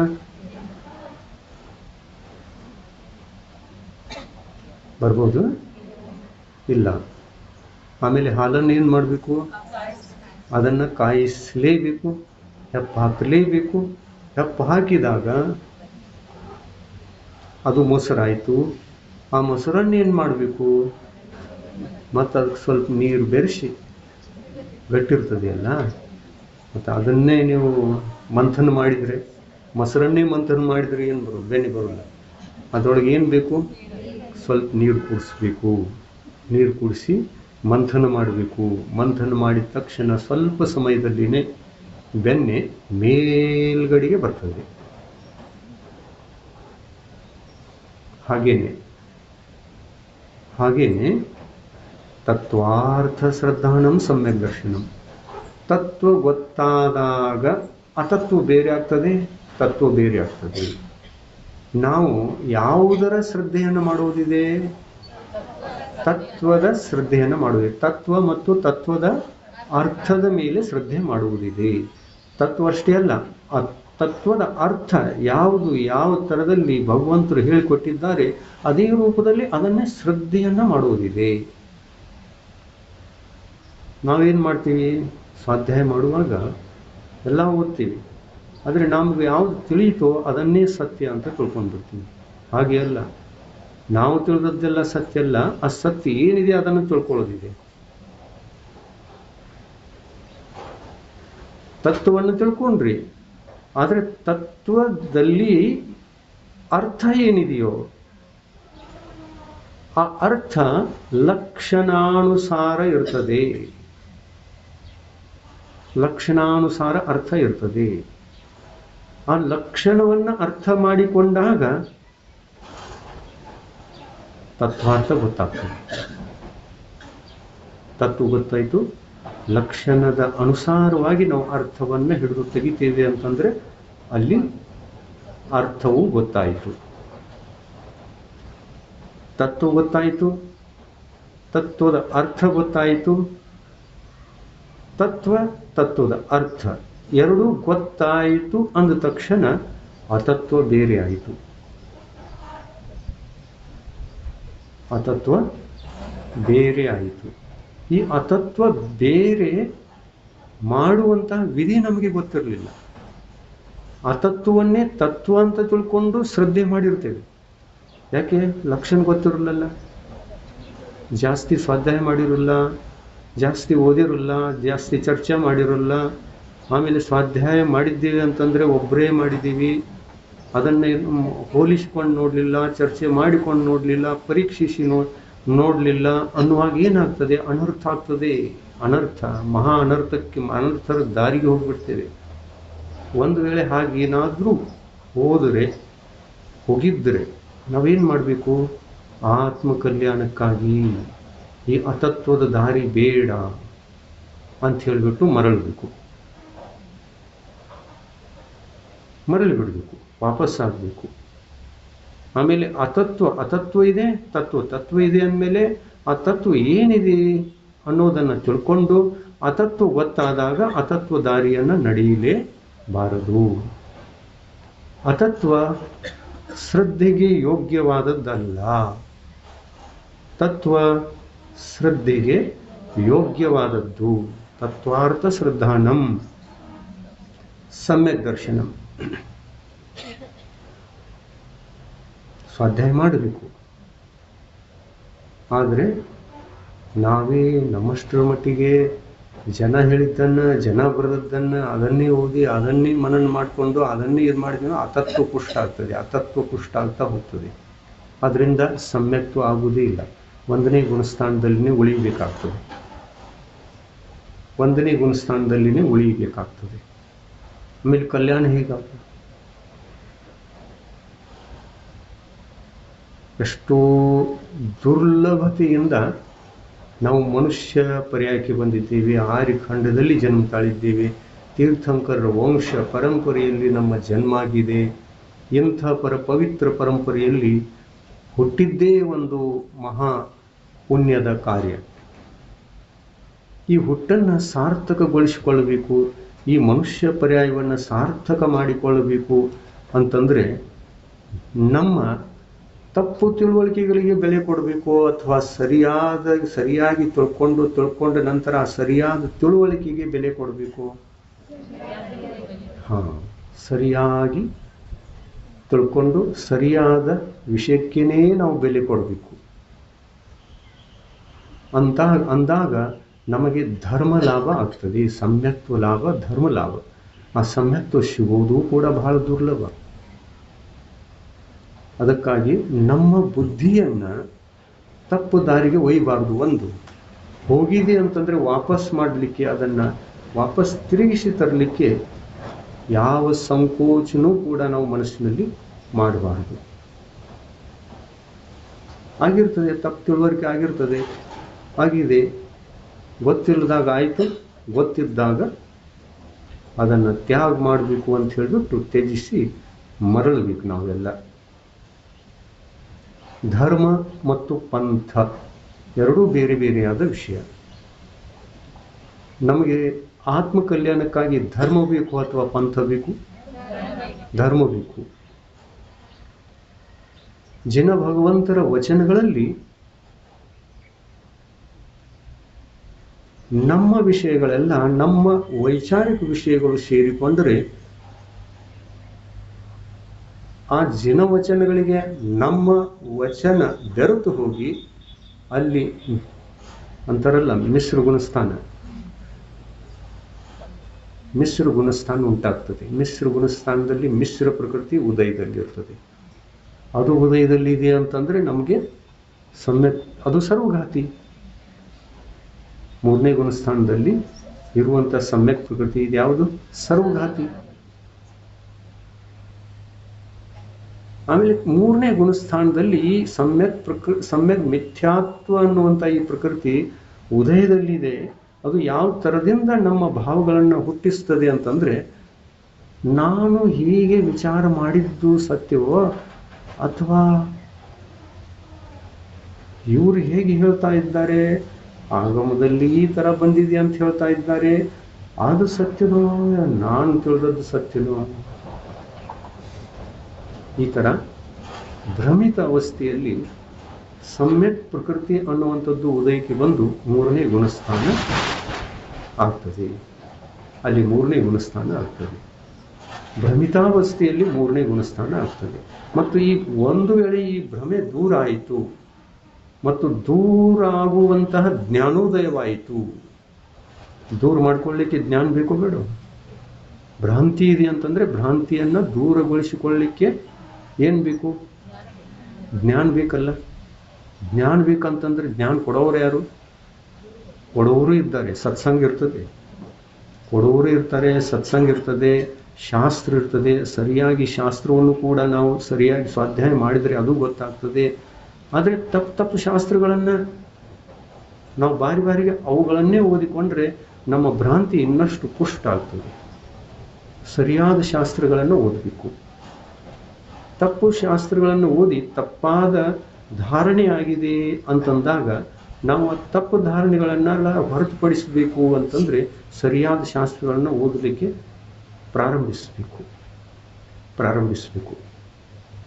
ಪ್ರಾರಂಭಿಸಿದಾಗ ಮಾತ್ರ ಕಲ್ಯಾಣ ಆಗುತ್ತದೆ, ಕಲ್ಯಾಣ ಮಾರ್ಗ ಸಿಗ್ತದೆ. ಅದರೊಳಗೆ ಯಾವ ಸಂಕೋಚವನ್ನು ಪಡಬಾರದು. ಸಂಕೋಚ ಪಡಲಿಲ್ಲ ಅಂತಂದ್ರೆ ನಾವು ನಮ್ಮ ಆತ್ಮನ ಮೇಲೆ ದಯಾ ಮಾಡ್ತೀವಿ, ಕರುಣಾ ಮಾಡ್ತೀವಿ. ಪರಾತ್ಮರ ಮೇಲೆ ಕರುಣೆಯನ್ನ ಮಾಡುವುದು ಕೂಡ ಧರ್ಮ. ಆದರೆ ಅದಕ್ಕಿಂತ ದೊಡ್ಡ ಧರ್ಮ ಯಾವುದು ಅಂತಂದ್ರೆ ನಮ್ಮ ಆತ್ಮನ ಮೇಲೆ ನಾವೇ ದಯೆ ತೋರಬೇಕು. ದಯವೇ ಧರ್ಮದ ಮೂಲ. ಅಜ್ಞಾನದಿಂದ ಜೀವನಿಗೆ ಆತ್ಮ ಅಕಲ್ಯಾಣ ಇದೆ ಅಂದ ಮೇಲೆ ಆ ಅಜ್ಞಾನದ ದಾರಿಯಲ್ಲಿ ಇರುವಂತಹ ನನ್ನ ಆತ್ಮ ಅಜ್ಞಾನದ ದಾರಿಯಿಂದ ಹೊರಬರಲಿ ಅನ್ನುವಂಥ ದಯಾ ಮಾಡುವವರು ಯಾರು? ನಾವು ಮಾಡಬೇಕು ಅಥವಾ ಬೇರೆಯವರು ಮಾಡಬೇಕು? ಮೊದಲು ನಾವು ಮಾಡಬೇಕು. ನಾವು ಮಾಡಲಿಕ್ಕೆ ತಯಾರಿದ್ದೀವಿ ಅಂತಂದ್ರೆ ಸತ್ಸಂಗ ಕಾರ್ಯಕಾರಿ. ಸತ್ಸಂಗ ನಮಗೆ ಉಪಯೋಗಕ್ಕೆ ಬರುವಂಥದ್ದು. ನಾವು ನಮ್ಮ ಆತ್ಮನ ಮೇಲೆ ದಯ ಮಾಡಲಿಕ್ಕೆ ತಯಾರಿ ಇಲ್ಲ ಅಂತಂದಾಗ ಸತ್ಸಂಗ ಏನಾದರೂ ನಮಗೆ ಒಳ್ಳೆಯ ಫಲ ಕೊಡ್ತದೆ? ಇಲ್ಲ. ಅದಕ್ಕಾಗಿ ಮೊದಲು ನಾವು ನಮ್ಮ ಆತ್ಮನನ್ನ ಅಜ್ಞಾನದ ದಾರಿಯಿಂದ ಹೊರ ತಕ್ಕೊಳ್ಬೇಕು. ಆಮೇಲೆ ಜ್ಞಾನದ ದಾರಿಯ ಮೇಲೆ ಅದನ್ನು ಹಚ್ಚಿ ದೃಢಪಡಿಸಿಕೊಂಡು ಎಲ್ಲ ಭ್ರಾಂತಿಗಳಿಂದ ಮುಕ್ತ ಮಾಡಿಕೊಂಡು ಆ ಮುಕ್ತವಾಗಿರ್ತಕ್ಕಂಥ ಆತ್ಮನಿಗೆ ಯಾವಾಗ ಸಮ್ಯಕ್ ಜ್ಞಾನದ ಲಾಭ ಆಗ್ತದೆಯೋ ಆವಾಗ ತತ್ವ ಮತ್ತು ತತ್ವದ ಅರ್ಥದ ನಿರ್ಣಯ ಆಗುತ್ತೆ. ತತ್ವಾರ್ಥದ ನಿರ್ಣಯ ಆಗುತ್ತೆ. ಈ ನಿರ್ಣಯ ಆದಾಗ ಬೆಣ್ಣೆ ಬಂದಿರ್ತದೆ. ಬೆಣ್ಣೆ ಬೇರೆ, ಮಜ್ಜಿಗೆ ಬೇರೆ. ಬೆಣ್ಣೆ ಬೇರೆ, ಮಜ್ಜಿಗೆ ಬೇರೆ. ಇಲ್ಲಿ ನಿರ್ಣಯ ಆಗ್ತದೆ. ಬೆಣ್ಣೆ ಅಂದರೆ ಹೀಗೆ ಇರ್ತದೆ ಅನ್ನೋದು ಗೊತ್ತಾಗ್ತದೆ. ನಮಗೆ ಅನಾದಿ ಕಾಲದಿಂದ ಬೆಣ್ಣೆ ಸಿಕ್ಕೇ ಇಲ್ಲ. ಬೆನ್ನಿನೇ ನೋಡಿಲ್ಲ ನಾವು. ಯಾವ ಥರ ಬೆನ್ನನ್ನೇ ನೋಡಿಲ್ಲವೋ ನಾವು ಬೆನ್ನೆಯನ್ನೇ ನೋಡಿಲ್ಲ. ನಮ್ಮ ಬೆನ್ನನ್ನು ಏನಾದರೂ ನೋಡಿದ್ದೀವಿ? ಎಂದಾದರೂ ನೋಡಿದ್ದೀವೇನು? ಇಲ್ಲ. ಹಾಗೇನೆ ಯಾವ ಮನುಷ್ಯನಿಗೆ ಬೆನ್ನೆ ಅನ್ನುವಂಥದ್ದೇ ಗೊತ್ತಿಲ್ಲ, ಬೆನ್ನೆಯನ್ನೇ ತಕ್ಕೊಂಡಿಲ್ಲ, ಆ ಜೀವಾತ್ಮನ ಕಲ್ಯಾಣ ಹೇಗೆ ಆಗಲಿಕ್ಕೆ ಶಕ್ಯವೇ ಇಲ್ಲ. ಕಾರಣ ನಾವು ಏನು ಮಾಡಬೇಕು? ಮೊದಲು ಪರರ ಮೇಲೆ ದಯ ಮಾಡುವುದಕ್ಕಿಂತಲೂ ಪರರಿಗೆ ಉಪದೇಶ ಹೇಳುವುದಕ್ಕಿಂತ ಮುಂಚಿತವಾಗಿ ನಾವೇ ನಮ್ಮ ಆತ್ಮನಿಗೆ ಉಪದೇಶ ಕೊಟ್ಟು ಆ ದುಃಖದ ದಾರಿಯಿಂದ ನಮ್ಮ ಆತ್ಮನನ್ನು ಬಿಡಿಸಿ ಸಮ್ಯಕ್ತ್ವದ ದಾರಿಯ ಮೇಲೆ, ಸಮ್ಯಕ್ ಜ್ಞಾನದ ದಾರಿಯ ಮೇಲೆ, ಜಿನವಾಣಿ ಶಾಸ್ತ್ರದಲ್ಲಿ ನಮ್ಮ ಆತ್ಮನನ್ನು ನಾವು ಹಚ್ಚಿಕೊಳ್ಳಬೇಕು. ಒಂದು ವೇಳೆ ಜನವಾಣಿಯಲ್ಲಿ ಹಚ್ಚಿಕೊಂಡಿದ್ದೇವೆ ಅಂತಂದ್ರೆ ಜನವಾಣಿಯಲ್ಲಿ ಹಚ್ಚಿಕೊಳ್ತಕ್ಕಂಥ ಪುರುಷಾರ್ಥ ಮಾಡಲೇಬೇಕು. ಇದು ಅಗತ್ಯ.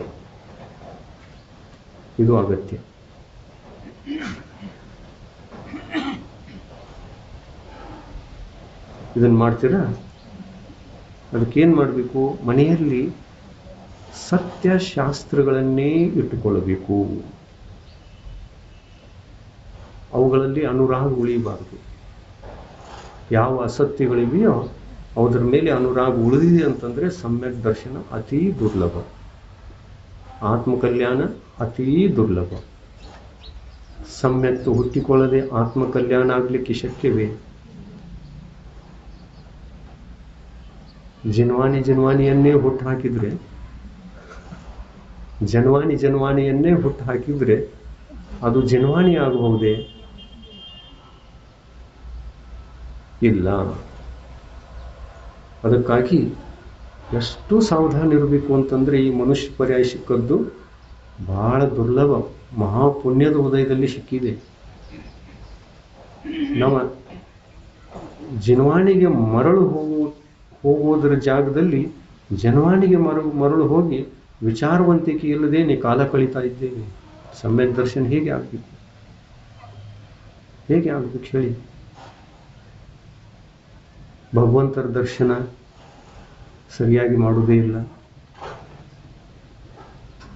ಭಗವಂತರ ಪೂಜೆಯನ್ನೂ ಮಾಡೋಲ್ಲ. ಇವೆಲ್ಲ ಸಮ್ಯಕ್ತ್ವದ ಉತ್ಪತ್ತಿಯ ಕಾರಣಗಳು, ಬಾಹ್ಯ ಸಾಧನಗಳು. ಪೂಜಾ ಮಾಡೋಲ್ಲ,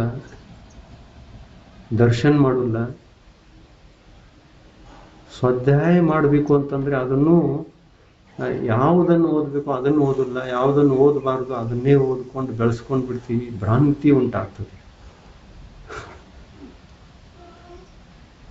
ಹೀಗಾಗಿ ಕಲ್ಯಾಣ ಅತಿ ದುರ್ಲಭ ಆಗ್ತದೆ. ಅನಾದಿ ಕಾಲದಿಂದ ಇದೇ ಆಗಿದೆ. ಇನ್ನೆಷ್ಟು ಸಲ? ಮತ್ತೊಂದು ಸಲ ಆಗ್ಲೇನು? ಮತ್ತೊಂದು ಸಲ ಕಲ್ಯಾಣ ಆದ್ರೆ ಆಗ್ಲಿ, ಏನು ಆಗ್ಲಿ, ಹೋಗ್ಬಿಡ್ರೆ ಏನು ಮಾಡೋಕ್ಕಾಗೋಲ್ಲ ಅದಕ್ಕೆ ಅನ್ನೋದ? ಇದೊಂದ್ಸಲ ಆಗ್ಲಿ ಬಿಡ್ರಿ, ನೋಡೋದು ಬಿಡಕ್ಕಾಗ್ಬಾತು.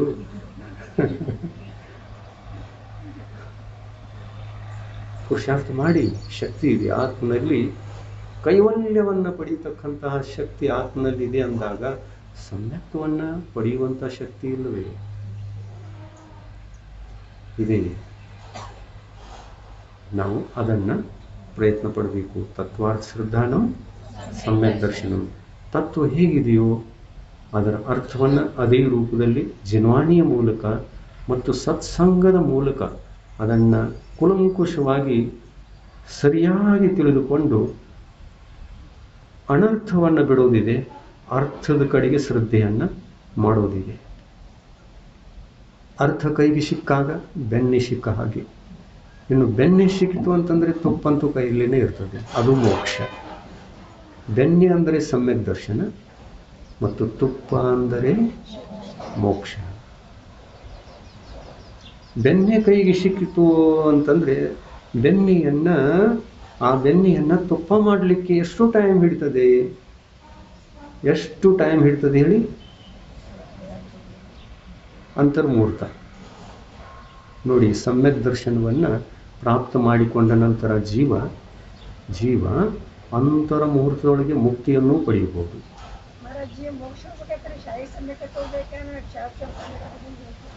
ಕ್ಷಾಯಿಕ ಸಮ್ಯಕ್ತವೇ ಬೇಕು. ಕ್ಷಾಯೋಕ್ಷಮ ಸಮ್ಯಕ್ದಿಂದ ಆಗೋಲ್ಲ. ಕರ್ಮದ ಉದಯ ಇದೆಯಲ್ಲ, ಕ್ಷಾಯೋಕ್ಷಮ ಸಮ್ಯಕ್ತ್ವ ಅವಸ್ಥೆಯಲ್ಲಿ ಸತ್ವದೊಳಗೂ 6 ಪ್ರಕೃತಿ ಇದೆ, ಉದಯದಲ್ಲೂ ಒಂದಿದೆ, 7 ಪ್ರಕೃತಿಗಳಿವೆ ಅಂದ ಮೇಲೆ ಅದರಿಂದಲೂ ಮೋಕ್ಷ ಸಿಗಬಹುದಾ? ಕರ್ಮಗಳ ಇಲ್ಲದಂತಹ ಸಮ್ಯಕ್ತ್ವ, ಕರ್ಮಗಳ ಆವರಣದಲ್ಲಿ ಇಲ್ಲದಂತಹ, ಕರ್ಮಗಳ ಆವರಣದಿಂದ ಹೊರಬಂದಿರತಕ್ಕಂತಹ ಸಮ್ಯಕ್ತ್ವ ಮುಕ್ತಿಗೆ ಕಾರಣವೋ, ಅಥವಾ ಆವರಣಗಳಲ್ಲಿ ಸಿಕ್ಕಾಕೊಂಡಿರ್ತಕ್ಕಂಥ ಸಮ್ಯಕ್ತ್ವ ಮುಕ್ತಿಗೆ ಕಾರಣ? ಹೊರಗೆ ಬಂದು ಬಿಡಬೇಕು. 7 ಪ್ರಕೃತಿಗಳ ಆವರಣದಿಂದ ಯಾವ ಸಮ್ಯಕ್ತ್ವ ಗುಣ ಇದೆಯೋ ಅದು ಹೊರಗೆ ಬಂದಾಗ ಅದು ಸ್ನಾನ ಮಾಡಿದಂತಹ, ಸ್ವಚ್ಛವಾಗಿ ಸ್ನಾನ ಮಾಡಿರತಕ್ಕಂತಹ ಸಮ್ಯಕ್ತ್ವ ಕ್ಷಾಯಿಕ ಸಮ್ಯಕ್ತ್ವ. ಇವು ಯಾವ ಸ್ನಾನ ಮಾಡಿಲ್ಲ, ಸ್ನಾನ ಮಾಡಿಲ್ಲ, ರಾಡಿಯೊಳಗೆ ಸಿಕ್ಕಾಕೊಂಡು ಬಿಟ್ಟಿವೆ.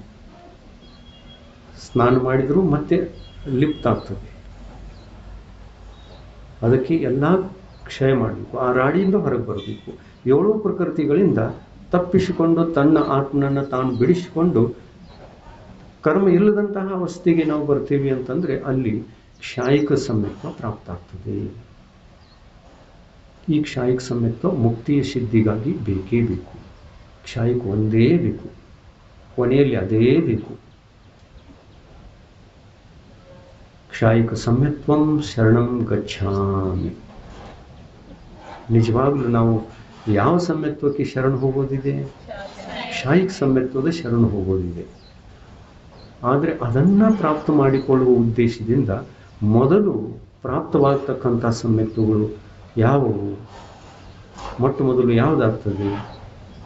ಉಪಶಮ ಸಮ್ಯಕ್ತ್ವ. ನಂತರ ಯಾವುದಾಗ್ತದೆ? ವೇದಕ ಸಮ್ಯಕ್ತ್ವ, ಕ್ಷೌಕ್ಷಮ ಸಮ್ಯಕ್ತ್ವ. ಇದಾದ ನಂತರ ಯಾವುದಾಗ್ತದೆ? ಕ್ಷಾಯಿಕ ಸಮ್ಯಕ್ತ್ವ. ಇದು ಶರಣಕ್ಕೆ ಯೋಗ್ಯ. ಇವು ಶರಣಾರ್ಥಿಗಳು. 2 ಸಮ್ಯಕ್ತ್ವ ಶರಣಾರ್ಥಿಗಳು. ಮತ್ತು ಶರಣಕ್ಕೆ ಯೋಗ್ಯವಾದದ್ದು ಯಾವುದು? ಕ್ಷಾಯಿಕ. ಅದಕ್ಕೆ ಇವು 2 ಸಮ್ಯಕ್ತ್ವಗಳು ಆ ಕ್ಷಾಯಿಕ ಸಮ್ಯಕ್ತ್ವಕ್ಕೆ ಏನು ಅನ್ಬೇಕು? ಅದು ಶರಣಕ್ಕೆ ಯೋಗ್ಯ, ಮತ್ತು ಇವೆರಡು ಶರಣಾರ್ಥಿಗಳು. ಇವು ಏನು ಅನ್ಬೇಕು ಗೊತ್ತಾ? ನಾವು ಇಬ್ಬರೂ ಶರಣಾರ್ಥಿ, ನೀನು ಶರಣಾರ್ಥಿ ಹೇಳ್ತಾರಲ್ಲ ಲೋಕದೊಳಗೆ. ಆ ಅರ್ಥ ಇಲ್ಲಿದೆ, ಅಲ್ಲಿಲ್ಲ. ಶರಣಾರ್ಥಿ ಇಲ್ಲಿ ಸತ್ಯ ಅರ್ಥ, ಸತ್ಯಾರ್ಥ ಇಲ್ಲಿದೆ. ಶರಣ ಯಾವುದಕ್ಕೆ ಹೋಗೋದಿದೆ? ಕ್ಷಾಯಿಕ ಸಮ್ಯಕ್ತ್ವಕ್ಕೆ, ಆತ್ಮಿಕ ಸದ್ಗುಣಗಳಿಗೆ, ಸತ್ಯ ಗುಣಗಳಿಗೆ ಶರಣ ಹೋಗೋದಿದೆ. ನಮ್ಮ ಆತ್ಮನಲ್ಲಿರ್ತಕ್ಕಂತಹ ಕ್ಷಾಯಿಕ ಸಮ್ಯಕ್ತ್ವ ಅದೇ ನಮಗೆ ಶರಣು. ಕೇವಲ ಜ್ಞಾನ ಅದೇ ನಮಗೆ ಶರಣು. ಇದೆಂತಹ ಜ್ಞಾನ ಈಗ ವರ್ತಮಾನದಲ್ಲಿದೆ? ಇದು ಕ್ಷಾಯೋಕ್ಷಮಿಕ ಜ್ಞಾನ, ಕ್ಷಾಯೋಕ್ಷಮಿಕ ಮತಿಜ್ಞಾನ, ಕ್ಷಾಯೋಕ್ಷಮಿಕ ಸುತಜ್ಞಾನ. ಇವೆಲ್ಲ ಅಲ್ಪ ಜ್ಞಾನಗಳು, ಕಿಂಚಿತ್ ಜ್ಞಾನಗಳು. ಈ ಜ್ಞಾನಗಳಿಗೆ ಏನು ಬೆಲೆ ಇದೆ? ಇವು ಕೂಡ ಶರಣಾರ್ಥಿ. ಮತಿಜ್ಞಾನ ಶರಣಾರ್ಥಿ, ಸುತಜ್ಞಾನ ಶರಣಾರ್ಥಿ, ಅವಧಿ ಜ್ಞಾನ ಶರಣಾರ್ಥಿ, ಮನಃಪರಿ ಜ್ಞಾನವು ಕೂಡ ಶರಣಾರ್ಥಿ. ಶರಣು ಅಂದರೆ ಯಾವುದು? ಕೇವಲ ಜ್ಞಾನ ಶರಣಾರ್ಥಿ.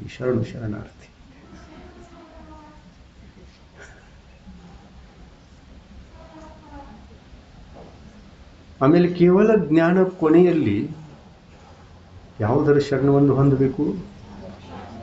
ಮುಕ್ತಿಯ ಶರಣವನ್ನು ಹೊಂದಬೇಕು. ಕೇವಲ ಜ್ಞಾನವೂ ಕೂಡ ಶರಣಾರ್ಥಿ. ಅರಿಹಂತ ಪರಮೇಷ್ಠಿಗಳು ಕೂಡ ಶರಣಾರ್ಥಿ. ಯಾವ ಪರಮೇಷ್ಠಿಗಳಿಗೆ? ಬೇರೆಯಾಗಿರ್ತಕ್ಕಂತಹ ಸಿದ್ಧ ಪರಮೇಷ್ಠಿಗಳಿಗೆ ಶರಣಾರ್ಥಿ ಅಲ್ಲ, ತನ್ನದೇ ಆಗಿರತಕ್ಕಂತಹ ಸಿದ್ಧ ಅವಸ್ಥೆ ಭಾವಿ ಕಾಲದಲ್ಲಿ ಯಾವುದು ಪ್ರಾಪ್ತವಾಗುವುದಿದೆಯೋ ಅದಕ್ಕೆ ಈ ಅರ್ಹಂತ ಅವಸ್ಥೆಯುಳ್ಳ ನಮ್ಮ ಆತ್ಮ ಆ ಸಿದ್ಧ ಅವಸ್ಥೆಗೆ ಅದು ಆ ಅವಸ್ಥೆ ಶರಣು, ಈ ಅವಸ್ಥೆ ಶರಣಾರ್ಥಿ. ಶರಣಾರ್ಥಿ. ಸಮ್ಯಕ್ತ್ವದಲ್ಲಿ ಕ್ಷಾಯಿಕ ಸಮ್ಯಕ್ತ್ವ ಶರಣು, ಉಳಿದ ಸಮ್ಯಕ್ತ್ವಗಳು ಶರಣಾರ್ಥಿ. ಸಮ್ಯಕ್ ಜ್ಞಾನಗಳಲ್ಲಿ 4 ಸಮ್ಯಕ್ ಜ್ಞಾನಗಳು ಶರಣಾರ್ಥಿ ಮತ್ತು ಕೇವಲ ಜ್ಞಾನ ಶರಣು. ಮತ್ತು ಕೇವಲ ಜ್ಞಾನವು ಶರಣಾರ್ಥಿ, ಮೋಕ್ಷ ಅಂತ ಸಿದ್ಧ ಅವಸ್ಥೆ ಅದು ಶರಣು. ಎಷ್ಟು ಚೆನ್ನಾಗಿ ತಿಳ್ಕೊಂಡ್ರಿ ನೋಡ್ರಿ.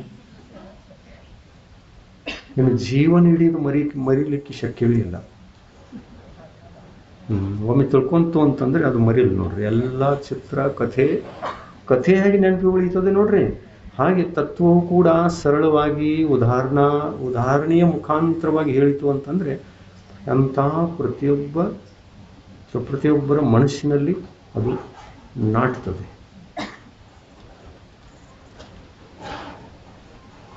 ಶರಣಾರ್ಥಿ.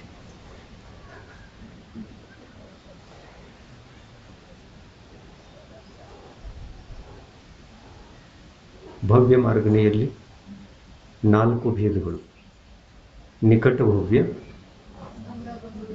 ದೂರ ಭವ್ಯ, ದೂರಾಣು ದೂರ ಭವ್ಯ, ಅಭವ್ಯ ಸಮಭವ್ಯ. ಇನ್ನು ಕಾಲವನ್ನು ಈ 4 ಭವ್ಯ ಜೀವಿಗಳಿಗೆ ಕಾಲವನ್ನು ತಿಳ್ಕೊಳ್ಳೋಣ. ಕಾಲನ್ನು ತಿಳ್ಕೊಳ್ಬೇಕಲ್ಲ. ಕಾಲು ಮೊದಲನೇ ಕಾಲ ಸಂಖ್ಯಾತ, ಎರಡನೇ ಕಾಲ ಅಸಂಖ್ಯಾತ, ಮೂರನೇ ಕಾಲ ಸಕ್ಷಯ ಅನಂತ ಕಾಲ, ನಾಲ್ಕನೇ ಕಾಲ ಅಕ್ಷಯ ಅನಂತ ಕಾಲ. ಇನ್ನು ನಿಕಟ ಭವ್ಯ ಜೀವಕ್ಕೆ ಯಾವ ಕಾಲದಿಂದ ಮೋಕ್ಷಕ್ಕೆ ಹೋಗುವಂಥ ಜೀವದು? ಸಂಖ್ಯಾತ ಕಾಲದಿಂದ. ಅಂದರೆ ಸಂಖ್ಯಾತ ಕಾಲದಿಂದ ಮುಕ್ತಿಯನ್ನು ಪಡೆಯತಕ್ಕಂಥ ಈ ನಿಕಟ ಭವ್ಯ, ಈ ಭವ್ಯಾತ್ಮ ಜಗನ್ಯ ಸಂಖ್ಯಾತ ಕಾಲದಿಂದಲೂ ಮುಕ್ತಿಯನ್ನು ಪಡೆಯಬಹುದು, ಮಧ್ಯಮ ಸಂಖ್ಯಾತ ಕಾಲದಿಂದಲೂ ಮುಕ್ತಿಯನ್ನು ಪಡೆಯಬಹುದು, ಉತ್ಕೃಷ್ಟ ಸಂಖ್ಯಾತ ಕಾಲದಿಂದ ಮುಕ್ತಿಯನ್ನು ಪಡೆಯಬಹುದು. ಆ ಜೀವ ಯಾವ ಥರದಿಂದ ತಾನು ತನ್ನ ಪುರುಷಾರ್ಥದಿಂದ ಪ್ರಯತ್ನದಿಂದ ಹೋಗ್ತದೆಯೋ ಅದು ಅದರ ಸ್ವತಂತ್ರ ಒಂದು ಆಧಾರದಿಂದ ಸ್ವತಂತ್ರತೆಯಿಂದ ಹೋಗ್ತದೆ.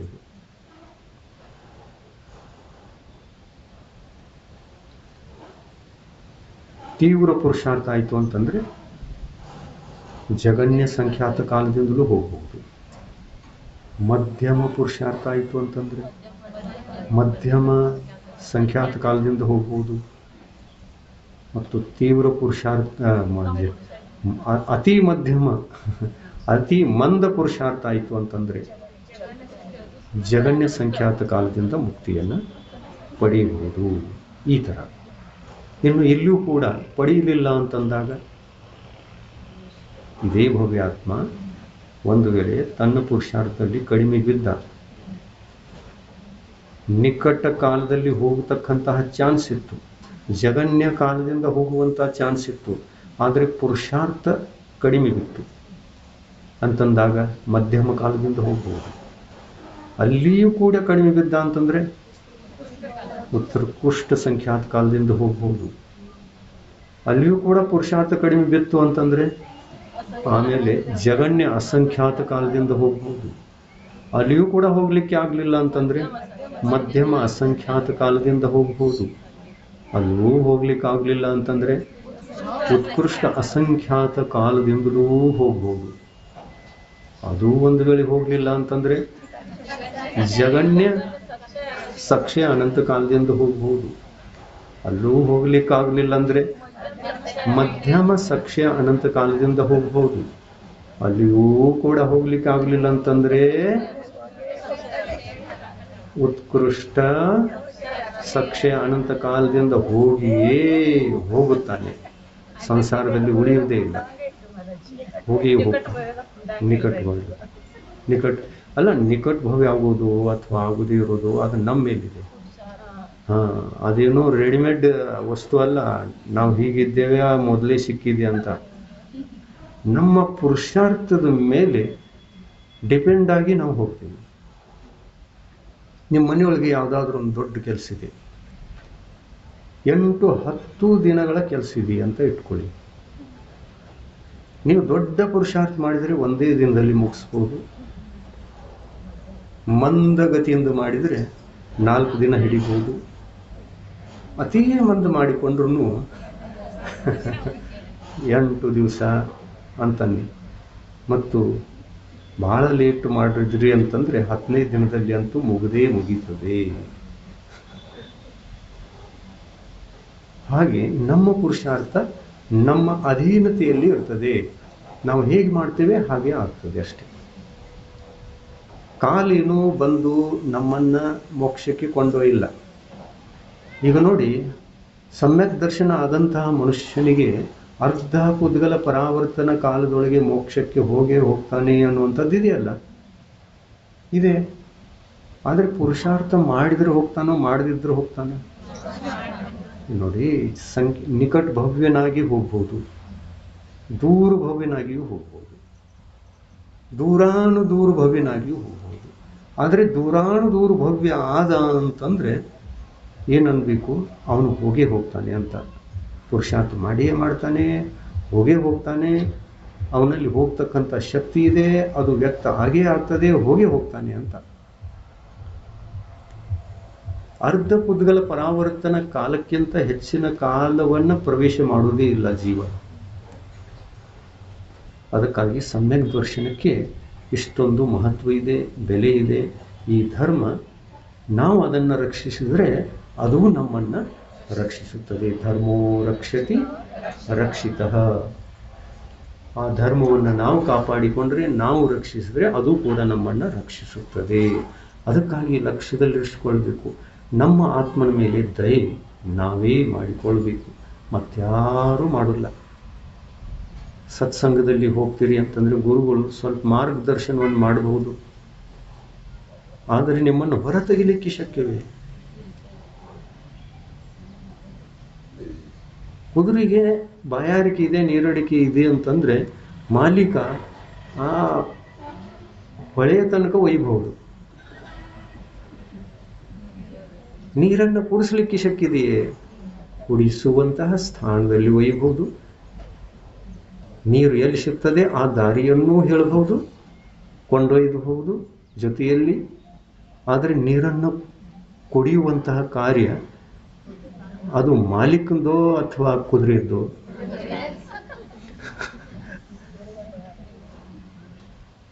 ಕುದುರೆಗೆ ಜಬರ್ದಸ್ತಿ ನೀರು ಕುಡಿಸ್ಲಿಕ್ಕೆ ಆಗ್ತದೆಯೇ? ಇಲ್ಲ. ಅದು ತನ್ನದೇ ಆಗಿರತಕ್ಕಂತಹ ಸ್ವತಂತ್ರ ಹಸಿವು, ಬಾಯಾರಿಕೆ ಅಲ್ಲಿ ಬೇಕು. ತನ್ನದೇ ಆಗಿರ್ತಕ್ಕಂಥ ಒಂದು ಹಸಿವೆ ಅಲ್ಲಿ ಅವಶ್ಯಕ. ನಾವೇ ಕುಡಿಬೇಕು, ನಾವೇ ಪುರುಷಾರ್ಥ ಮಾಡಿದರೆ ಸಮ್ಯಕ್ತ್ವ.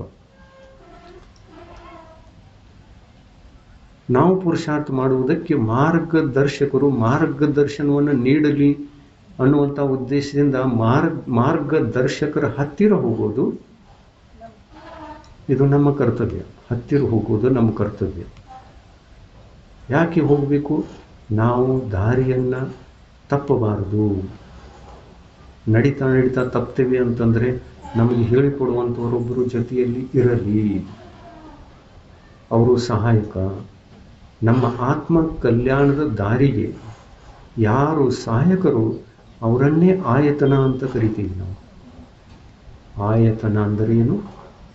ನಮ್ಮ ಆತ್ಮಸಿದ್ಧಿಗೆ ಸಹಾಯಕ ಯಾರು ಅವರು ನಮ್ಮ ಆಯತನರು. ಅನಾಯತನ ಅಂದರೆ ಯಾರು?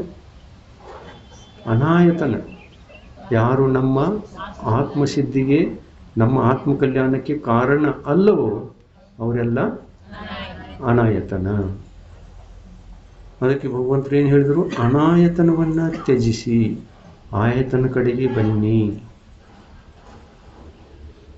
ಈ ಆಯತನ ಅಂದರೆ, ಅನಾಯತನ ಅಂದರೆ ಯಾವ್ಯಾವ ಗೊತ್ತಾ? ತಪ್ಪು ಶಾಸ್ತ್ರಗಳು ಅನಾಯತನ. ಭ್ರಾಂತಿಯಿಂದ ಕೂಡಿದ ದಾರಿಗೆ ಕೊಂಡೊಯ್ತವೆ ಅಂತಂದ್ರೆ ಅಲ್ಲಿ ಕಲ್ಯಾಣ ಆಗುಲ್ಲಲ್ಲ, ಸಹಾಯಕ ಆಗುಲ್ಲಲ್ಲ ಅಂಥ ಶಾಸ್ತ್ರಿಗಳು ಅಂಥ ಶಾಸ್ತ್ರಿಗಳು ಹೌದಾ? ಅದೇ ಶಾಸ್ತ್ರವನ್ನು ಓದಿ ಅದನ್ನೇ ಹೇಳುವವರು ಶಾಸ್ತ್ರಿಗಳು.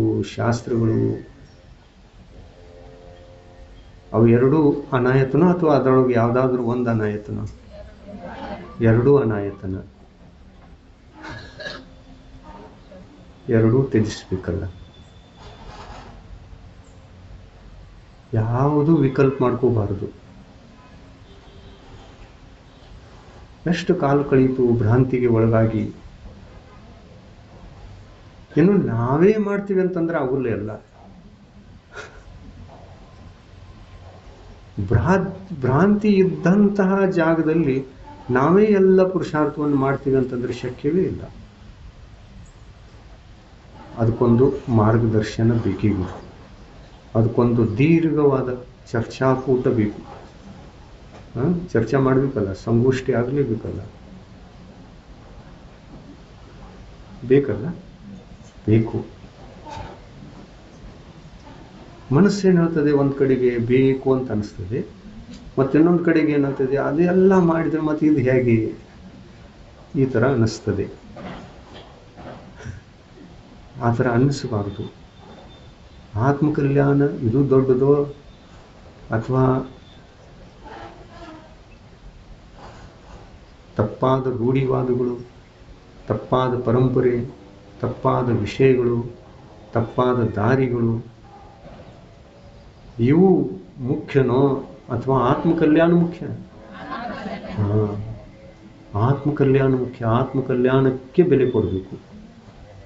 ಬಿಟ್ಟು ಬಿಡಬೇಕು. ಅವನ್ನೆಲ್ಲ ಒಂದು ಕ್ಷಣದಲ್ಲಿನೇ ಬಿಡಬೇಕು. ಸಮಯ ಹಿಡಿಬಾರ್ದು. ಒಂದೇ ಕ್ಷಣ. ತಪ್ಪಿದೆ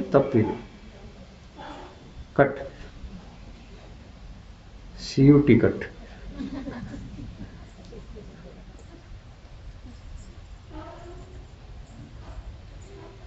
ಧರ್ಮೋ ರಕ್ಷತಿ ರಕ್ಷಿತ. ನಾವು ಸತ್ಯವನ್ನು ಕಾಪಾಡಿದರೆ ಸತ್ಯವು ನಮ್ಮನ್ನು ಕಾಪಾಡುತ್ತದೆ. ನಾವು ಸತ್ಯಕ್ಕೆ ಶರಣು ಹೋದರೆ ಆ ಶರಣಾರ್ಥಿಯನ್ನು ಸತ್ಯವು ಶರಣು ಕೊಟ್ಟು ರಕ್ಷಿಸುತ್ತದೆ. ಇದು ಮುಖ್ಯ. ತಿಳಿತಲ್ಲ? ಭವ್ಯ ಜೀವಿಗಳಿಗೆ ಎಷ್ಟು ಭೇದ? 4. ನಿಕಟ ಭವ್ಯ, ದೂರ ಭವ್ಯ, ದೂರಾಣ ದೂರ ಭವ್ಯ, ಅಭವ್ಯ ಸಮಭವ್ಯ. ಇನ್ನು ಒಂದು ಉಳಿತು. ಅಭವ್ಯ ಸಮಭವ್ಯಕ್ಕೆ ಎಷ್ಟು ಕಾಲ? ಅಕ್ಷಯ ಅನಂತ ಕಾಲ ಕಳೆದರೂ ಕೂಡ ಅದು ಮುಕ್ತಿಯನ್ನ ಹೊಂದುವುದೇ ಇಲ್ಲ. ಇನ್ನು ಉಳಿದ 3 ಭೇದಗಳಲ್ಲಿ ನಿಕಟ ಭವ್ಯ, ದೂರ ಭವ್ಯ, ದೂರಾಂಡು, ಈ 3 ಭೇದಗಳಿಗೆ ನಾವು ಭವ್ಯ ಜೀವ ಅಂತ ಕರೀಬಹುದು. ಮುಕ್ತಿಯನ್ನ ಹೊಂದುವಂತಹ ಜೀವಿಗಳು ಕೇವಲ 3 ಪ್ರಕಾರದಲ್ಲಿ ಇವೆ. ನಿಕಟ ಭವ್ಯ, ದೂರ ಭವ್ಯ, ದೂರಾಂಡೂರ ಭವ್ಯ. ಈ 3 ಜೀವಗಳು ಮುಕ್ತಿಗೆ ಹೋಗುವುದು. ಆಮೇಲೆ ಇಂಥ 3 ಜಾತಿಯ ಈ ಜೀವಗಳು 3 ಜಾತಿ ಅಲ್ಲದು, ಮೋಕ್ಷಕ್ಕೆ ಹೋಗುವಂತಹ ಒಂದು ಕಾಲ ಮರ್ಯಾದೆಯ ಪ್ರಕಾರದಿಂದ ಅದಕ್ಕೆ ಒಂದು ಭೇದ ಆಗಿದೆ. ಒಂದು ಜೀವ ನಿಕಟ ಕಾಲದಲ್ಲಿ ಹೋಗ್ತದೆ, ಇನ್ನೊಂದು ಜೀವ ದೂರ ಕಾಲ ಅಂದರೆ ಅಸಂಖ್ಯಾತ ಕಾಲದಲ್ಲಿ ಹೋಗ್ತದೆ, ಮತ್ತೊಂದು ಜೀವ ಅರ್ಧಪುದ್ಗಲ್ ಪರಾವರ್ತನ ಕಾಲದಲ್ಲಿ ಹೋಗ್ತದೆ. ಹೋಗುವಂತಹ ಜೀವಗಳೆಲ್ಲ ಒಂದೇ. ಆದರೆ ಪುರುಷಾರ್ಥದ ಅಪೇಕ್ಷೆಯಿಂದ ಇಲ್ಲಿ 3 ಭವ್ಯ ಜೀವಿಗಳಿಗೆ ಭೇದ ಆಗಿದೆ. ಯಾವುದು ಅಲ್ಪ ಸಮಯದಲ್ಲಿ ಹೋಗ್ತಾ ಇದೆ ಅದನ್ನು ಸಂಖ್ಯಾತ ಕಾಲ ಅಂತ ಹೇಳಿಬಿಟ್ಟು, ಸಂಖ್ಯಾತ ಕಾಲದಲ್ಲಿ ಹೋಗ್ತದೆ ಅಂತ ಹೇಳಿಬಿಟ್ಟು ಅದಕ್ಕೆ ನಿಕಟ ಭವ್ಯ ಅಂತ ಕರೆದರು. ನಿಕಟ ಭವ್ಯ ಅಂದರೆ ಸಂಖ್ಯಾತ ಕಾಲ. ಸಂಖ್ಯಾತ ಕಾಲಕ್ಕೂ 3 ಭೇದ. ಒಂದು ಉದಾಹರಣೆಯನ್ನು ಕೊಡ್ತೀನಿ. ಜಗಣ್ಯ ಸಂಖ್ಯಾತ ಕಾಲದಲ್ಲಿ ಮುಕ್ತಿಯನ್ನ ಪಡೆಯುವಂತಹ ಜೀವ ಹೇಗಿರ್ತದೆ, ಯಾವ ಥರ ಮುಕ್ತಿಯನ್ನ ಪಡೀತದೆ ತಿಳ್ಕೊಳ್ಳೋಣ. ಒಂದು ಜೀವ ಅನಾದಿ ಕಾಲದಿಂದ ನಿತ್ಯ ನಿಗೋಧದಲ್ಲಿ ಇತ್ತು. ಬರಬಹುದಲ್ಲ? ಬರ್ತದೆ. ನಿತ್ಯ ನಿಬೋಧವನ್ನು ತ್ಯಾಗ ಮಾಡಿ ಸೀದಾ ಮನುಷ್ಯಗತಿಯನ್ನು ಕಟ್ಕೊಂಡು ಮನುಷ್ಯಗತಿಗೆ ಬಂದು ಜನ್ಮ ತಾಳಬಹುದು. ಇನ್ನು ಮನುಷ್ಯಗತಿಯಲ್ಲಿ ಬಂದಂಥ ಜೀವ ಗರ್ಭಜ ಮನುಷ್ಯನಾಗಿದ್ದ, ಸಮೂರ್ಛನಲ್ಲ, ಗರ್ಭಜ ಮನುಷ್ಯನಾಗಿ ಜನ್ಮ ತಾಳಿದ್ದಾನೆ ಅಂತಂದರೆ, ಮತ್ತು ಅದರಲ್ಲೂ ಕೂಡ ಕರ್ಮಭೂಮಿಯಲ್ಲಿ ಜನ್ಮ ಆಗಿರಬೇಕು. ಕರ್ಮಭೂಮಿಯಲ್ಲಿ ಜನ್ಮ ಆಗಿರ್ತಕ್ಕಂಥ ಮನುಷ್ಯನಿದ್ದಾನೆ ಅಂತಂದರೆ, ಈ ಕರ್ಮಭೂಮಿಯ ಮನುಷ್ಯ, ಕರ್ಮಭೂಮಿ ಸಿಕ್ಕಿದೆ, ಎಲ್ಲ ಯೋಗ್ಯತೆಗಳು ಇವೆ, ಇಲ್ಲಿ ಹುಟ್ಟಿದ್ದಾನೆ ಅಂತಂದರೆ ಏನು ಮಾಡ್ಬೋದು? ಸಮ್ಯಕ್ ದರ್ಶನ ಪ್ರಾಪ್ತ ಆಗಬೇಕಲ್ಲ. ಅದಕ್ಕೆ ಎಷ್ಟು ವರ್ಷಗಳು ತಗಲಬಹುದು? 8 ವರ್ಷ ಅಂತರ. ಅದಕ್ಕಿಂತ ಮೊದಲಂತೂ ಮೋಕ್ಷಕ್ಕೆ ಹೋಗುವುದೇ ಇಲ್ಲ.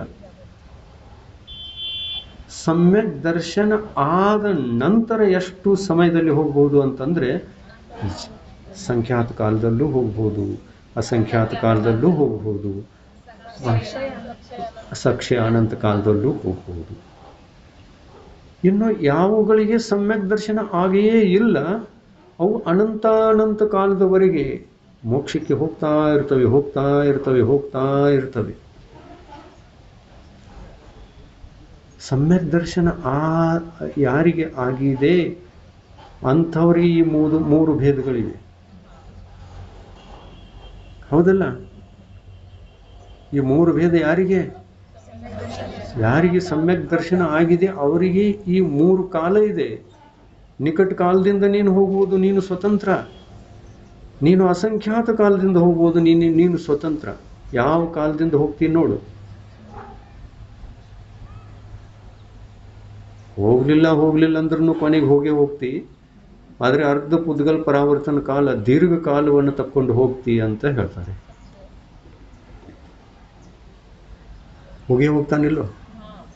ಹೋಗ್ತಾನಲ್ಲ. ಯಾವ ಕಾಲದಿಂದ? ಸಕ್ಷಯ ಅನಂತ ಕಾಲದಿಂದ ಹೋಗ್ತಾನೆ. ಪುರುಷಾರ್ಥ ಮಾಡಿಯೇ ಮಾಡ್ತಾನೆ. ಪುರುಷಾರ್ಥ ಮಾಡುವಂಥ ಭಾವಗಳು ಹುಟ್ಟಿಕೊಳ್ತವೆ. ಆದರೆ ಅದು ಬಹಳ ಮಂದಗತಿಯಿಂದ ಪುರುಷಾರ್ಥ ಆಯಿತು. ತೀವ್ರಗತಿಯಿಂದ ಪುರುಷಾರ್ಥ ಮಾಡಿಕೊಂಡಿದ್ರೆ ಎಲ್ಲಿಗೆ ಹೋಗ್ಬೋದಾಗಿತ್ತು? ಸಂಖ್ಯಾತ ಕಾಲದಿಂದ, ಜಗನ್ಯ ಸಂಖ್ಯಾತ ಕಾಲದಿಂದ ಹೋಗಬಹುದಾಗಿತ್ತು. ಇದಕ್ಕೊಂದು ಉದಾಹರಣೆ ಕೊಡ್ತಾ ಇದ್ದೀವಿ. ಜಗನ್ಯ ಸಂಖ್ಯಾತ ಕಾಲದಿಂದ ಹೋಗುವಂಥ ಜೀವಿ ಹೇಗಿರ್ತದೆ, ಯಾವ ಥರ ಮೋಕ್ಷವನ್ನು ಪ್ರಾಪ್ತ ಮಾಡಿಕೊಳ್ತದೆ ಅನ್ನುವುದನ್ನು ಕೇಳಿ. ನಿತ್ಯ ನಿಬೋಧದಿಂದ ಒಂದು ಜೀವ ಮನುಷ್ಯಗತಿಯನ್ನು ಕಟ್ಟಿಕೊಂಡು ಹೊರಬಂತು. ಗರ್ಭಜ ಮನುಷ್ಯನಾಗಿ ಕರ್ಮಭೂಮಿಯಲ್ಲಿ ಜನ್ಮ ತಾಳಿತು. ಕರ್ಮಭೂಮಿಯಲ್ಲಿ ಜನ್ಮ ತಾಳಿದ 8 ವರ್ಷ ಅಂತರ ಮುಹೂರ್ತದವರೆಗೆ ಯಾರಿಗೂ ಕೂಡ ಇಲ್ಲಿ ಸಮ್ಯಕ್ ದರ್ಶನ ಆಗುವುದೇ ಇಲ್ಲ.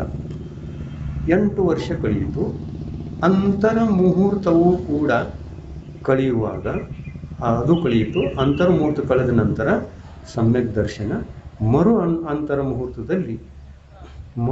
ಮುಹೂರ್ತದಲ್ಲಿ ಪ್ರಾಪ್ತವಾಯಿತು. ಅದು ಪ್ರಾಪ್ತವಾಯಿತಂದ ತಕ್ಷಣ ಅದೇ ಕ್ಷಣದಲ್ಲಿ ಆ ಜೀವ ಆ ಒಂದು ಚಿಕ್ಕ ವಯಸ್ಸಿನಲ್ಲಿಯೇ ಸಮ್ಯಕ್ ದರ್ಶನವನ್ನು ಅಷ್ಟೇ ಪ್ರಾಪ್ತ ಮಾಡಿಕೊಳ್ಳುವುದಲ್ಲ, ರತ್ನತ್ರಯವನ್ನೇ ಒಟ್ಟಿಗೆ ಧಾರಣೆ ಮಾಡಿಕೊಂಡ, ರತ್ನತ್ರಯವನ್ನೇ ಧರಿಸಿದ. ಆಮೇಲೆ ದೀಕ್ಷೆಯನ್ನು ತಕ್ಕೊಂಡು ಏನು ಮಾಡೋದಿರ್ತದೆ? ದೀಕ್ಷಾ ಮಾಡಿ ತಕ್ಕೊಂಡ ತಕ್ಷಣ ಆತ್ಮಧ್ಯಾನದಲ್ಲಿ ಸಾಮಾಯಿಕದಲ್ಲಿ ಕೂತ್ಕೊಳ್ಳೋದಿರ್ತದೆ. ಸಾಮಾಯಿಕದಲ್ಲಿ ಕೂತ್ಕೊಂಡ ಘಾತಿ ಕರ್ಮಗಳನ್ನು ಅಘಾತಿ ಕರ್ಮಗಳನ್ನು ಅಂತರ ಮುಹೂರ್ತದಲ್ಲಿಯೇ ನಾಶ ಮಾಡಿಕೊಳ್ಳಬಹುದು. ನಾಶ ಮಾಡಿಕೊಂಡ ಅಂತರ ಮುಹೂರ್ತದಲ್ಲಿನೇ ಮೋಕ್ಷ ಆಯಿತು. ಹೇಳ್ಬಹುದು. ಅಂಥವ್ರ ಉದಾಹರಣೆಯನ್ನು ಇಲ್ಲಿ ಹೇಳಬಹುದು. ಭರತ್ ಚಕ್ರವರ್ತಿಯ ಮಕ್ಕಳು ಚಿಕ್ಕ ವಯಸ್ಸಿನಲ್ಲಿಯೇ ಮುಕ್ತಿಯನ್ನು ಪಡೆದರು. ಯಾವ ಕ್ಷಣದಲ್ಲಿ ಅವರಿಗೆ ಸಮ್ಯಕ್ ದರ್ಶನ ಆಯಿತೋ ಅದೇ ಅಂತರ ಮುಹೂರ್ತದೊಳಗೆ ಧ್ಯಾನವನ್ನು ಸಿದ್ಧಿಸಿಕೊಂಡು ಘಾತಿ ಅಘಾತಿ ಕರ್ಮಗಳನ್ನು ನಾಶ ಮಾಡಿ ಭಗವಂತರ ಸಮೌಶರಣದಿಂದಲೇ ಮೋಕ್ಷವನ್ನು ಪಡಿತಾರೆ. 923 ಮಕ್ಕಳು, ಭರತ್ ಚಕ್ರವರ್ತಿಯ ಮಕ್ಕಳು, ಆದಿನಾಥ ಭಗವಂತರ ಮೊಮ್ಮಕ್ಕಳು.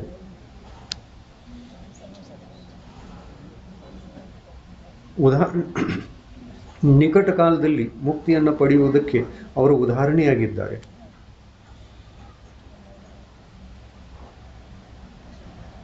ಜಗಣ್ಯ ಸಂಖ್ಯಾತ ಕಾಲದಿಂದ ಮುಕ್ತಿಯನ್ನು ಪಡೆದರು, ಅದಕ್ಕೆ ಇದು ಉದಾಹರಣೆ. ಮತ್ತು ಒಂದು ವೇಳೆ ಆ ಜಗಣ್ಯ ಅಂತರ್ಮುಹೂರ್ತ ಕಾಲ ಏನಿದೆಯೋ ಅಲ್ಲಿ ನಾವು ಪಡೀಲಿಕ್ಕೆ ಆಗಲಿಲ್ಲ, 1-2 ನಿಮಿಷ ಲೇಟ್ ಆಯಿತು, ಆಮೇಲೆ ಮೋಕ್ಷ ಆಯಿತು. ಯಾವ ಕಾಲದಿಂದ ಮುಕ್ತಿಗೆ ಹೋದರು? ಮಧ್ಯಮ ಕಾಲದಿಂದ ಮುಕ್ತಿಯನ್ನು ಪಡೆದರು. ಈ ಥರ ಇದೆ ವ್ಯವಸ್ಥೆ.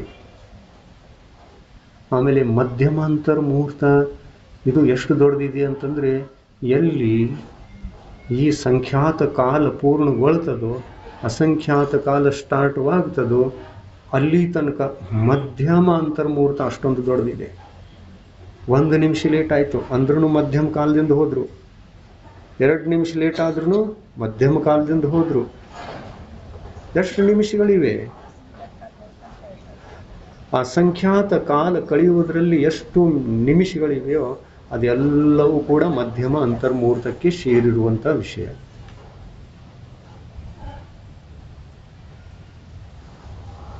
ಆಮೇಲೆ ಅದು ಕೂಡ ಉತ್ಕೃಷ್ಟ ಕಾಲ ಬಂತು. ಸಂಖ್ಯಾತ ಕಾಲದ ಉತ್ಕೃಷ್ಟ ಕಾಲ ಬಂತು. ಜಗನ್ಯ ಕಳೀತು, ಹೋಗಲಿಲ್ಲ. ಮಧ್ಯಮವೂ ಕೂಡ ಎಲ್ಲ ಕಳೆದು ಹೋಯಿತು, ಹೋಗಲಿಲ್ಲ. ಉತ್ಕೃಷ್ಟ ಕಾಲವು ಕಳೀತಾ ಇತ್ತು. ಆವಾಗ ಹೋದರೆ ಹೋಗ್ತಾನೆ, ಹೋಗಲಿಲ್ಲ ಅಂತಂದರೆ ಅಸಂಖ್ಯಾತದೊಳಗೆ ಪ್ರವೇಶ ಆಗ್ತದೆ. ಜಗನ್ಯ ಅಸಂಖ್ಯಾತದೊಳಗೆ ಪ್ರವೇಶ ಆಗುತ್ತೆ. ಹೇಗಿದೆ ನೋಡಿ, ಎಷ್ಟು ಸೂಕ್ಷ್ಮ ಇದೆ ನೋಡಿ. ಅರ್ಧ ಪುದ್ಗಲ್ ಪರಾವರ್ತನ ಇಷ್ಟೇ ಗೊತ್ತಿತ್ತು, ಇದೆಲ್ಲ ಗೊತ್ತಿತ್ತೆ, ಇಷ್ಟೆಲ್ಲ ಇದೆ. ಆತ್ಮ ಕಲ್ಯಾಣ ಮಾಡಿಕೊಳ್ಳಿ, ಬಿಟ್ಬಿಡಿ ಆ ಪಂಥ ಈ ಪಂಥ, ಅವ್ರ ಜನ ಈ ಜನ, ಆ ಪ್ರವಚನ ಇದು ಪ್ರವಚನ, ಏನು ಮಾಡೋದಿದೆ? ಜಗತ್ತಿನ ಪ್ರವಚನಗಳನ್ನೆಲ್ಲ ತಗೊಂಡು ಆತ್ಮ ಕಲ್ಯಾಣ ಮಾಡಿಕೊಳ್ಬೇಕು. ಎಲ್ಲ ಕುಮಾರ್ಗಗಳನ್ನು ತ್ಯಾಗ ಮಾಡಬೇಕು. ಅದು ದೊಡ್ಡ ಸಾಹಸ. ಏನಾಗೋದಿದೆ ಕುಮಾರ್ಗಗಳಿಂದ? ಎಂಥ ಕುಮಾರ್ಗಗಳನ್ನು ಅನಂತ ಸಲ ಗ್ರಹಣ ಮಾಡಿ ಮಾಡಿ ಮಾಡಿ ಅನಂತ ಸಲ ಜನ್ಮ ಮರಣ ಆಗಿ ಹೋಗಿದೆ. ಆ ಭಾವದಲ್ಲಿ ಆತ್ಮನಿಗೆ ಕಲ್ಯಾಣವಾಗಲಿಲ್ಲ. ಒದ್ದಾಡಿ ಒದ್ದಾಡಿ ಆ ಕುಮಾರ್ಗದಲ್ಲಿಯೇ ಸತ್ತು ಹೋದ ಈ ಆತ್ಮ. ದಯಾ ಬೇಕು ಬೇಡೋ? ನಮ್ಮ ಆತ್ಮನ ಮೇಲೆ ಆ ಕುಮಾರ್ಗದಿಂದ ಹೊರ ತರತಕ್ಕಂತಹ ದಯೆ ಬೇಕು ಬೇಡೋ? ಬೇಕು. ಬೇಕು ಅಂತಂದರೆ ಇದೇ ಕ್ಷಣ ತ್ಯಾಗ ಮಾಡಿ. ಮನಸ್ಸಿನಲ್ಲಿ ಆ ಕುಮಾರ್ಗಗಳಿಂದ ವೈರಾಗ್ಯವನ್ನು ತಾಳಿ ತಕ್ಷಣ ತ್ಯಾಗ ಮಾಡಿ ಅವುಗಳನ್ನು. ಆತ್ಮಕಲ್ಯಾಣ ಎಂದೇ ಇವತ್ತೇ ಇದೇ ಕಾಲದಲ್ಲಿ ಆ ಸಮ್ಯತ್ವ ಹುಟ್ಟಿಕೊಳ್ತದೆ. ವಜ್ರ ಋಷಭ ನಾರಾಜ ಸಹನ ಇತ್ತು ಅಂತಂದರೆ ಇದೇ ಕ್ಷಣದಲ್ಲಿ ನೀವು ಧ್ಯಾನದಲ್ಲಿ ಕೂತ್ಕೊಳ್ಳಿ. 8 ಘಾತಿ ಅಘಾತಿ ಕರ್ಮಗಳೆಲ್ಲ ನಾಶ ಆಗಿ ಮುಕ್ತಿ ಸಿದ್ಧಿಸ್ತದೆ. ಅದಕ್ಕಾಗಿ ತ್ಯಾಗ ಅತಿ ಮುಖ್ಯ, ವೈರಾಗ್ಯ ಅತಿ ಮುಖ್ಯ. ವೈರಾಗ್ಯ ಅಂತಂದರೆ ಸಂಸಾರವನ್ನು ಬಿಡುವುದು ವೈರಾಗ್ಯ ಅಲ್ಲ, ಈ ಮಿಥ್ಯಾತ್ವವನ್ನು ಬಿಡುವುದು ಮಹಾವೈರಾಗ್ಯ. ಕುಮಾರ್ಗಗಳನ್ನು ತ್ಯಜಿಸುವುದು ದೊಡ್ಡ ವೈರಾಗ್ಯ.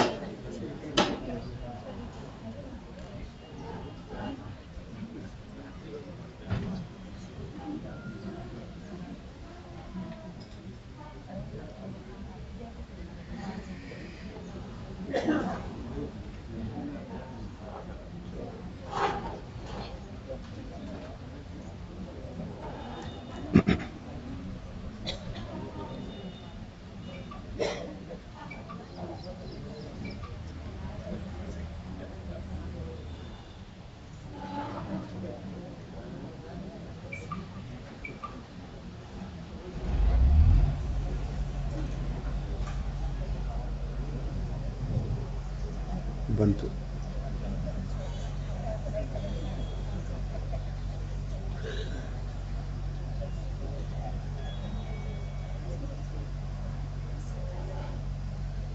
ಹೀಗೇನೆ ಸಮ್ಯಕ್ ದರ್ಶನ ಹೋಯಿತು ಅಂತಂದ್ರೆ ಶೂನ್ಯ, ಕಳೀತು ಅಂದ್ರೆ ಶೂನ್ಯ, ಬಂತು ಅಂತಂದ್ರೆ ಆನಂದವೇ ಆನಂದ. ಹಾಗಿರ್ತದೆ ಸಮ್ಯಕ್ ದರ್ಶನ. ಯಾರ ಬದುಕಿನಲ್ಲಿ ಸಮ್ಯಕ್ತ್ವ ಬಂದಿದೆಯೋ ಅವರಿಗೆ ಸತ್ಯದ ಅನುಭೂತಿ ಪ್ರತಿ ಕ್ಷಣ ಆಗ್ತಿರ್ತದೆ. ಸತ್ಯಾನುಭೂತಿ. ಈ ಸತ್ಯಾನುಭೂತಿ ಒಂದು ವೇಳೆ ಗೃಹಸ್ಥವಸ್ಥೆಯಲ್ಲಿ ಆಗ್ತಾ ಇದೆ ಅಂದ್ರೂ ಆಗ್ಬಹುದು, ಆದರೆ ಅದು ಶುದ್ಧಾತ್ಮಾನುಭೂತಿ ಅಲ್ಲ. ಕೆಲವ್ರೇನು ತಿಳ್ಕೊಳ್ಳೋದು, 4ನೇ ಗುಣಸ್ಥಾನದಲ್ಲಿ ಆ ಸಮ್ಯಕ್ತ್ವ ಉಂಟಾಯಿತು ಅಂತಂದ್ರೆ ಆ ಸಮ್ಯಕ್ತ್ವದಲ್ಲಿರ್ತಕ್ಕಂತಹ ಯಾವ ಒಂದು ವಿಶುದ್ಧಿ ಇದೆಯೋ ಅದೇ ಆತ್ಮಾನುಭೂತಿ. ಆ ವಿಶುದ್ಧಿಯನ್ನೇ ಆತ್ಮಾನುಭೂತಿ ಅಂತ ತಿಳ್ಕೊಳ್ತಾರೆ. ಹಾಗಾದ್ರೆ ಈ ಆತ್ಮಾನುಭೂತಿ ಅಂತಕ್ಕಂಥದ್ದು ಇಷ್ಟೊಂದು ಸಸ್ತಾ ಇರ್ತಿತ್ತು ಅಂತಂದ್ರೆ, ಅಗ್ರದರದಲ್ಲಿರ್ತಿತ್ತು ಅಂತಂದ್ರೆ, ನರಕದಲ್ಲಿ ನಾರಕಿ ಜೀವಿಗಳು ಸಮ್ಯಕ್ ದೃಷ್ಟಿ ಇವೆ, ಅವುಗಳಿಗೂ ಆತ್ಮಾನುಭೂತಿ ಇದೆ ಅಂತ ಹೇಳ್ಬೇಕಾ? ಅಲ್ಲ. ಆತ್ಮಾನುಭೂತಿ ಅಂತಂದ್ರೆ ರಾಗ ಭಾವಗಳಿಂದ ವಿಕಲ್ಪ ಜಾಲಗಳಿಂದ ಹೊರಬಂದು ತಾನು ತನ್ನ ಆತ್ಮನನ್ನೇ ಸಿದ್ಧಿಸಿಕೊಂಡು ಆತ್ಮನಲ್ಲಿ ಯಾವನು ರಮಣ ಮಾಡುತ್ತಿರುತ್ತಾನೋ, ಧ್ಯಾನಾವಸ್ಥೆಯಲ್ಲಿ ಇರುತ್ತಾನೋ, ಆ ಸಂಯಮಿ ಜೀವಿಗೆ ಶುದ್ಧಾತ್ಮಾನುಭೂತಿ ಆಗ್ತದೆ. ಸಂಯಮಿ ಜೀವಿಗಳಿಗೆ ಯಾವ ಗುಣಸ್ಥಾನವುಳ್ಳ, ಯಾವ ಗುಣಸ್ಥಾನದ ಸಂಯಮಿ ಜೀವಿಗಳು? 6ನೇ 7ನೇ 6ನೇದ್ರೊಳಗೂ ಆತ್ಮಾನುಭೂತಿ ಇಲ್ಲ. ಆತ್ಮಾನುಭೂತಿ 6ನೇ ಗುಣಸ್ಥಾನದಲ್ಲಿ ಇದೆ ಅನ್ನುವಂಥದ್ದು ಜಿನ ಭಗವಂತರ ವಚನ ಇಲ್ಲ, ಲಭ್ಯವಿಲ್ಲ ಆ ವಚನಗಳು. ಯಾಕೆ ಹೇಳ್ತೀರಾ ಆತ್ಮಾನುಭೂತಿ 6ನೇ ಗುಣಸ್ಥಾನದಲ್ಲಿದೆ ಅಂತ? ಇನ್ನು 6ನೇದ್ರಲ್ಲಿದೆ ಅಂದಮೇಲೆ 5ನೇದ್ರಲ್ಲಿದೆಯೇ? 4ನೇದ್ರಲ್ಲಿದೆಯೇ? ಇಲ್ಲ. ಆಮೇಲೆ 7ನೇದ್ರಲ್ಲಿದೆಯೇ? 7ನೇದ್ರಲ್ಲಿ 2 ಪಾರ್ಟ್ ಇದೆ. ಒಂದು ಸವಿಕಲ್ಪ ಪಾರ್ಟ್, ಇನ್ನೊಂದು ನಿರ್ವಿಕಲ್ಪ ಪಾರ್ಟ್. ಯಾವುದೊಳಗಿರ್ಬೋದು? ನಿರ್ವಿಕಲ್ಪ ಪಾರ್ಟ್ನಲ್ಲಿ ಶುದ್ಧಾತ್ಮಾನುಭೂತಿ ಇದೆ. ಜಗನ್ಯ ಅವಸ್ಥೆಯ ರೂಪವಾಗಿ ಇಲ್ಲಿ ಪ್ರಕಟವಾಗ್ತದೆ ಆ ಶುದ್ಧಾತ್ಮಾನುಭೂತಿ. ದಿಗಂಬರ ಮುನಿಗಳಿಗೆ ಮಾತ್ರ ಇದೆ ಅದು. ಅದರಲ್ಲೂ 6ನೇ ಗುಣಸ್ಥಾನದ ಮುನಿಗಳಿಗೆ ಇಲ್ಲ, ಎಲ್ಲ ಮುನಿಗಳಿಗಿಲ್ಲ.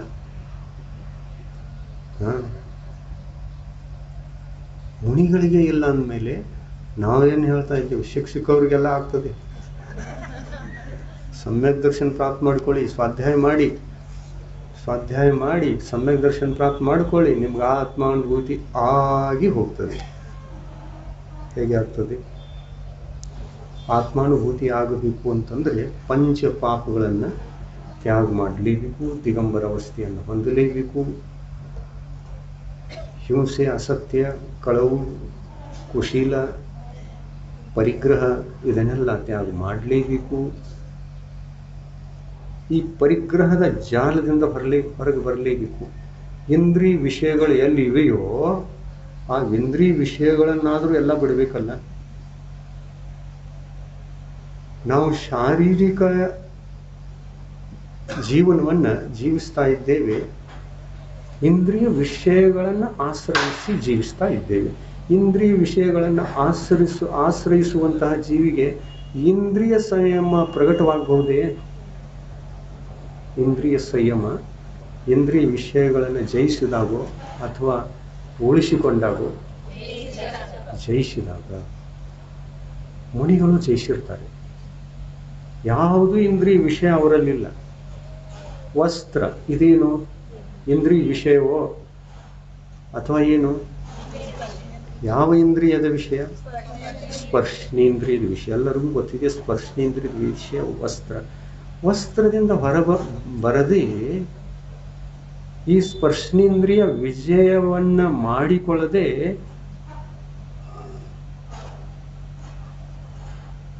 ವ್ರತಗಳು ಸಂಯಮ, ಇಂದ್ರಿಯ ಸಂಯಮ ಅನ್ನುವಂಥ ವ್ರತ ಪ್ರಗಟ ಆಗ್ಲಿಕ್ಕೆ ಶಕ್ಯ ಇಲ್ಲ. ದಿಗಂಬರ ಅವಸ್ಥೆಯಲ್ಲಿನೇ ಆಗೋದು. ಯಾವ ತರ ದಿಗಂಬರ ಆಗಬೇಕು? ವಸ್ತ್ರಗಳನ್ನಷ್ಟೇ ಅಲ್ಲ, ಯಾವ ಇಂದ್ರಿಯ ವಿಷಯಗಳು, ಎಂಥ ಇಂದ್ರಿಯ ವಿಷಯಗಳು ಎಲ್ಲಿ ಇವೆಯೋ ಅದನ್ನೆಲ್ಲ ಬಿಟ್ಟಿರ್ತಾರೆ. ಆಮೇಲೆ ಏನು ಸ್ವೀಕಾರ ಮಾಡಿರ್ತಾರೆ? ಯಾವುದು ಧರ್ಮದ ರಕ್ಷಣೆಗೆ ಸಹಾಯಕವೋ ಅಂಥ ಕೆಲ ವಸ್ತುಗಳನ್ನು ಮಾತ್ರ ಗ್ರಹಿಸ್ತಾರೆ ಮುನಿಗಳು. ಇರ್ಲಿಕ್ಕೆ ಒಂದು ರೂಮ್ ಬೇಕು, ಆದರೆ ಅವರ ಹೆಸರಿನಿಂದಿರಬಾರದು. ಯಾಕೆ? ಅವರ ಹೆಸರಿನಿಂದ ಬಂತು ಅಂತಂದ್ರೆ ಮನಿ ಪಾಳಿ ಯಾರು ಕಟ್ಟವರು? ಅವರ ಹೆಸರಿನಿಂದ ಅದು ಇರಬಾರದು. ಅಂಥ ವಾಸಸ್ಥಾನ ಇರಬೇಕು. ಈ ವಾಸಸ್ಥಾನ ಯಾರು ಕೊಡೋರು? ಶ್ರಾವಕರು ಕೊಡಬೇಕು. ಶ್ರಾವಕರು ಕೊಡ್ತಾರೆ, ಮುನಿಗಳು ತಗೋಬಾರ್ದೇನು? ಕೊಟ್ಟದ್ದನ್ನು ತಗೋಬಾರ್ದೇನು? ತಗೋಬೇಕೋ ತಗೋಬಾರ್ದ? ಆವಾಸ ತಗೋಲ್ಬಾರ್ದ? ಆಮೇಲೆ ಮರದಡಿ ಕೂತ್ಕೊಳ್ಬೇಕೇನು? ತಗೋಬಾರ್ದಂತೆ. ಆವಾಸ ತಗೊಳ್ಬೇಕೋ ತಗೋಬಾರದು? ಆ ಆವಾಸ ನಮ್ಮ ಹೆಸರಿನಿಂದ ಕೊಡ್ಬೇಕೋ ಅಥವಾ ನಿಮ್ಮ ಹೆಸರಿನಿಂದ ಇಟ್ಕೊಂಡು ಇರ್ಲಿಕ್ಕೆ ಕೊಡ್ಬೇಕೋ? ನಿಮ್ಮ ಹೆಸರಿನಿಂದ ಇಟ್ಕೊಂಡು ನೀವು ನಮಗೆ ಇರ್ಲಿಕ್ಕೆ ಕೊಟ್ಟಾಗ ಅದು ನಮ್ಮ ಧರ್ಮದ ರಕ್ಷಣೆಗೆ ಕಾರಣ. ಕೊಟ್ಟಿದ್ರಲ್ಲ 12,000 ಮುನಿಗಳು ಇದೇ ತೇರದಾಳ ಗ್ರಾಮದ ಪರ್ವತಕ್ಕೆ ಬಂದಾಗ 750 ಗುಹೆಗಳನ್ನು ಮಾಡಿಕೊಟ್ರು. ಅದರೊಳಗಿದ್ರು ಇದ್ಕೊಂಡು ತಮ್ಮ ರತ್ನತ್ರಯ ಧರ್ಮವನ್ನು ರಕ್ಷಿಸಿಕೊಂಡು ತ್ಯಾಗ ತಪಸ್ಸಿನಿಂದ ಕರ್ಮನಿರ್ಜನೆ ಮಾಡಿಕೊಂಡು ಮುಂದುವರೆದ್ರು. ಅದೇ ಥರ ಮುನಿಗಳು ಇವತ್ತು ಕೂಡ ಯಾವುದೇ ಆವಾಸವಿಲ್ಲದೆ ಇರಲಿಕ್ಕೆ ಶಕ್ಯವೇ ಇಲ್ಲ. ಎಲ್ಲ ಮುನಿಗಳಿಗೆ ಗುಹೆ ಬೇಕು, ಇರಲಿಕ್ಕೆ ಯಾವುದಾದ್ರೂ ಆಶ್ರಯ ಬೇಕು. ಆಶ್ರಯ ಇಲ್ಲದೆ ನಾನು ಮಾಡ್ತೇನೆ ಅಂತಂದ್ರೆ 2ನೇ ದಿವಸ ಸಮಾಧಿ ಮರಣ ಮಾಡಿಕೊಡು, ತಯಾರಾಗು. ಆವಾಸ ಕೊಡಬೇಕು, ಆದ್ರೆ ಆವಾಸ ಯಾರ್ದಿರ್ಬೇಕು? ಶ್ರಾವಕರದಿರ್ಬೇಕು. ನಿಮ್ಮ ಹೆಸರು ಹಾಕ್ಕೊಳ್ಬೇಕು ಅದ್ರ ಮೇಲೆ. ನಾವು ಕೊಟ್ಟಿರುವ ಆವಾಸ ದಾನ ಯಾರಿಗೆ ಕೊಟ್ರಿ? ದಿಗಂಬರ ಮುನಿಗಳಿಗೆ ಕೊಟ್ರಿ. ಏನ್ ಮಾಡಿದ್ರು? ಅದರೊಳಗೆ ಇದ್ಕೊಂಡು ರತ್ನತ್ರಯ ಧರ್ಮವನ್ನು ಸಾಧಿಸಿಕೊಂಡರು, ಕರ್ಮ ನಿರ್ಜನೆ ಮಾಡಿಕೊಂಡರು, ಶುದ್ಧೋಪಯೋಗದಲ್ಲಿ ಮುಳುಗಿ ಹೋದರು. ಅಸಂಖ್ಯಾತ ಗುಣಿತವಾದ ಕರ್ಮ ನಿರ್ಜನೆಯನ್ನು ಮಾಡಿಕೊಂಡು ತಮ್ಮ ಆತ್ಮಸಿದ್ಧಿಯನ್ನು ಪಡ್ಕೊಂಡ್ರು. ಕೊಡ್ಬೇಕು ಕೊಡಬಾರ್ದು? ಹೆಸರು ಹಾಕಿ ಕೊಡ್ಬೇಕಾ? ಮತ್ತು ನಮ್ಮ ಹೆಸರು ಹಾಕಿರಿ, ನಮ್ಮ ಹೆಸರು ಹಾಕಿರಿ ಅಂದ್ರೆ ನೀವು ನಾವು ಕೊಡ್ತೇವೆ. ಆಮೇಲೆ ಇದು ನಮ್ದೇನಲ್ಲ, ಇದು ನಮ್ದಲ್ಲ, ಇದು ನಿಮ್ದೇ. ನಮಗೆ ಬೇಕಾಗಿಲ್ಲ, ನಿಮ್ಮದೇ. ನಮ್ಮ ರಕ್ಷಣೆಯ ಚಿಂತೆ ನಿಮಗಿತ್ತು ಅಂತಂದ್ರೆ ಇದನ್ನ ಎಲ್ಲಿ ಹೋದ್ರೂ ಕೊಡಬಹುದು. ಇಂಥ ವಸ್ತುಗಳನ್ನ ನಾವು ಎಲ್ಲಿ ಹೋದ್ರೂ ಕೊಡಬಹುದು. ಕೊಡಬಾರ್ದ? ಇದನ್ನು ಕೊಡಬಾರ್ದು ಅಂತಂದ್ರೆ ಆ ಗುಹೆಗಳನ್ನು ಯಾಕೆ ಕಟ್ಕೊಟ್ರಿ? ಇಲ್ಲಿ ಹಿಂದ್ಗಡೆಗೆ ಮಾಡ್ತಾ ಇದ್ರೆ ಅವ್ರನ್ನ ಯಾಕೆ ಕಟ್ತಾ ಇದ್ದೀರಿ? ಆ ಮನೆಯನ್ನು ಖಾಲಿ ಮಾಡಿ ಯಾಕೆ ಕೊಟ್ರಿ? ಆಮೇಲೆ ನಮ್ಗೆ ಕೊಟ್ಟಿದ್ದೀರಿ ಅಂದ್ಮೇಲೆ ನಮ್ಮ ಹೆಸರು ಹಾಕೋಣ. ನಮ್ಮ ಹೆಸರು ಹಾಕೊಂಡ್ರೆ ನೋಡಿ, ಮುನಿಗಳಿಗೆ ಇಂದ್ರಿಯ ವಿಷಯ ಯಾವಾಗ ಆಗ್ತದೆ ಅಂತಂದ್ರೆ ಅದನ್ನ ಸ್ವೀಕಾರ ಮಾಡಿ ತಮ್ಮ ಹೆಸರಿನಿಂದ ಅದನ್ನು ಪರಿಗ್ರಹದ ರೂಪದಲ್ಲಿ ಸ್ವೀಕಾರ ಮಾಡಿ ಹೆಸರು ಹಾಕ್ಕೊಂಡು ಅದ್ರ ಮಣಿ ಪಾಳಿ ಎಲ್ಲ ನಾವ ತುಂಬಾಕ್ ಶುರು ಮಾಡಿದ್ವು ಅಂತಂದ್ರೆ ಅದು ನಮಗೆ ಪರಿಗ್ರಹ. ಸರಿಯಾಗಿ ತಿಳ್ಕೊಳ್ಬೇಕು, ತಪ್ಪು ತಿಳ್ಕೊಬಾರ್ದು, ಅಡ್ಡದ ವಿಚಾರ ಮಾಡಬಾರ್ದು, ಅಡ್ಡದ ಚಿಂತನೆ ಹೋಗಬಾರ್ದು. ಚಿಂತನಕ್ಕೂ ಒಂದು ಸರಿಯಾದ ದಾರಿ ಬೇಕೋ ಬೇಡ, ಲಗಾಮ್ ಬೇಕೋ ಬೇಡ ಚಿಂತನಕ್ಕೆ. ಲಗಾಮ್ ಇಟ್ಕೊಂಡು ವಿಚಾರ ಮಾಡಬೇಕು. ಕೆಲವ್ರು ಏನಂದ್ರು, ನಮ್ಮ ಮುಂದೆ ಅಂದ್ಬಿಟ್ರು, ಮರದ್ರೆ ಇದು ಹೆಂಗ್ರಿ ಅದು ಅದಕ್ಕೂ ಅನಾವ್ರು ಇರ್ತಾರಲ್ಲ, ಮಹಾರಾಜ್ ಮನ್ಯಾಗ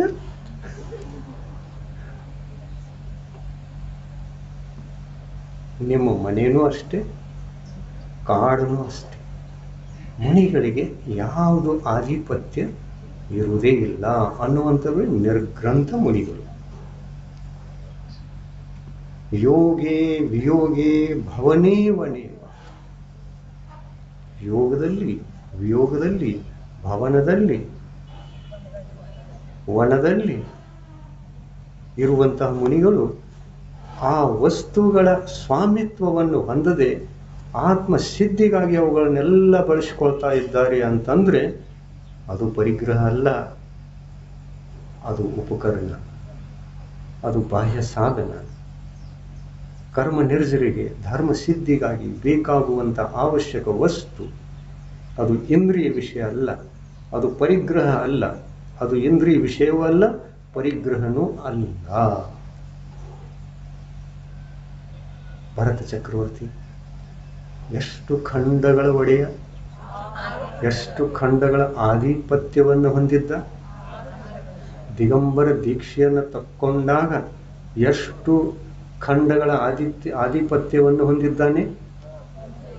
ಒಂದೂ ಇಲ್ಲ. ಆದರೆ ಈ 6 ಖಂಡದಲ್ಲಿ ಹುಟ್ಟಿರ್ತಕ್ಕಂತಹ ಭರತ ಚಕ್ರವರ್ತಿ ತಾನು ದಿಗಂಬರ ದೀಕ್ಷೆಯನ್ನು ತಕ್ಕೊಂಡಾಗ ಈ 6 ಖಂಡವನ್ನು ಬಿಟ್ಟು ಎಲ್ಲಿ ಆಕಾಶದ ಮೇಲೆ ಹೋದ್ನೆ? ಯಾರ್ದಿತ್ತು ಅಯೋಧ್ಯ ನಗರಿ? ಆಧಿಪತ್ಯ ಇರುವ ತನಕ ಆತನದ್ದೇ ಇತ್ತು. ಆಧಿಪತ್ಯವನ್ನು ಬಿಟ್ಟುಕೊಂಡಾಗ ಯಾರ್ದಾಯಿತು? ಯಾರಿಗೆ ಒಪ್ಪಿಸಿದ್ದಾನೆ ಅವ್ರದ್ದಾಯ್ತು. ಆದರೆ ತಾನು ತಪಸ್ಸನ್ನು ಆಚರಿಸುವುದು ಎಲ್ಲಿ? ಅದೇ ಭೂಮಿಯ ಮೇಲೆ. ಆಮೇಲೆ ಕೆಲವೊಬ್ರು ಕೇಳ್ಬೋದಲ್ಲ, ಏನ್ರಿ ಭರತ ಚಕ್ರವರ್ತಿಗಳೇ, ನೀವು ದಿಗಂಬರ ದೀಕ್ಷಾ ತಕ್ಕೊಂಡು 6 ಖಂಡಗಳನ್ನ ತ್ಯಾಗ ಮಾಡಿ 6 ಖಂಡವನ್ನೇ ಇಲ್ಲೇ ಕೂತ್ಕೊಂಡ್ರಿ ಅಲ್ಲ, ತಪಸ್ಸಿಗೆ ಮತ್ತೆ ಎಲ್ಲಾದ್ರೂ ವಿದೇ ಕ್ಷೇತ್ರಕ್ಕೆ ಹೋಗಿ. ಇದು ನಿಮ್ಮದೇ ಇತ್ತು, ಇದು ನಿಮ್ಮದೇ ಇತ್ತು. ನಿಮ್ಮದನ್ನೇ ತ್ಯಾಗ ಮಾಡಿ ನಿಮ್ಮ ಭೂಮಿ ಮೇಲೇನೆ ಕೂತ್ಕೊಂಡು ಯಾಕೆ ತಪಸ್ಸನ್ನು ಆಚರಿಸ್ತಾ ಇದ್ದೀರಾ? ಈ ತರನು ಜನ ಕೇಳ್ಬೋದು. ಇಲ್ಲ, ಯಾವ ಜನ ಕೇಳ್ತಾರೆ? ಅಜ್ಞಾನಿಗಳು ಕೇಳ್ತಾರೆ. ಆದರೆ ಅಂಥ ದಿಗಂಬರ ಮುನಿಗೆ, ಚಕ್ರವರ್ತಿಯಾಗಿರ್ತಕ್ಕಂತಹ ಒಬ್ಬ ದಿಗಂಬರ ಮುನಿಗೆ ಅದನ್ನ ತ್ಯಾಗ ಮಾಡಿದ ನಂತರ ಅದರ ಮೇಲೆಯೇ ಕುಳಿತುಕೊಂಡು ತಪಸ್ಸನ್ನ ಆಚರಿಸುವ ಆ ದಿಗಂಬರ ಮುನಿ ಪರಿಗ್ರಹಧಾರಿಯೇ ಅಲ್ಲ. ದಿಗಂಬರ ಮುನಿಗಳಿಗೆ ಪ್ರಜ್ಞೆ ಇರ್ತದೆ, ಯಾವುದು ಪರಿಗ್ರಹ ಯಾವುದು ಅಪರಿಗ್ರಹ. ಪ್ರಜ್ಞೆ ಇರುತ್ತದೆ, ಎಚ್ಚರಿಕೆ ಇರ್ತದೆ. ಅವ್ರೇನು ಹುಚ್ಚರಲ್ಲ. ಮನೆ ಬಿಟ್ಟು ಬಂದು ಯಾವುದನ್ನೋ ತಗೊಂಡು ಹೊಂಡ್ರಪ್ಪ, ಹುಚ್ಚರಲ್ಲ. ಹುಚ್ಚುತನದ ಆಟ ಅಲ್ಲಿದು.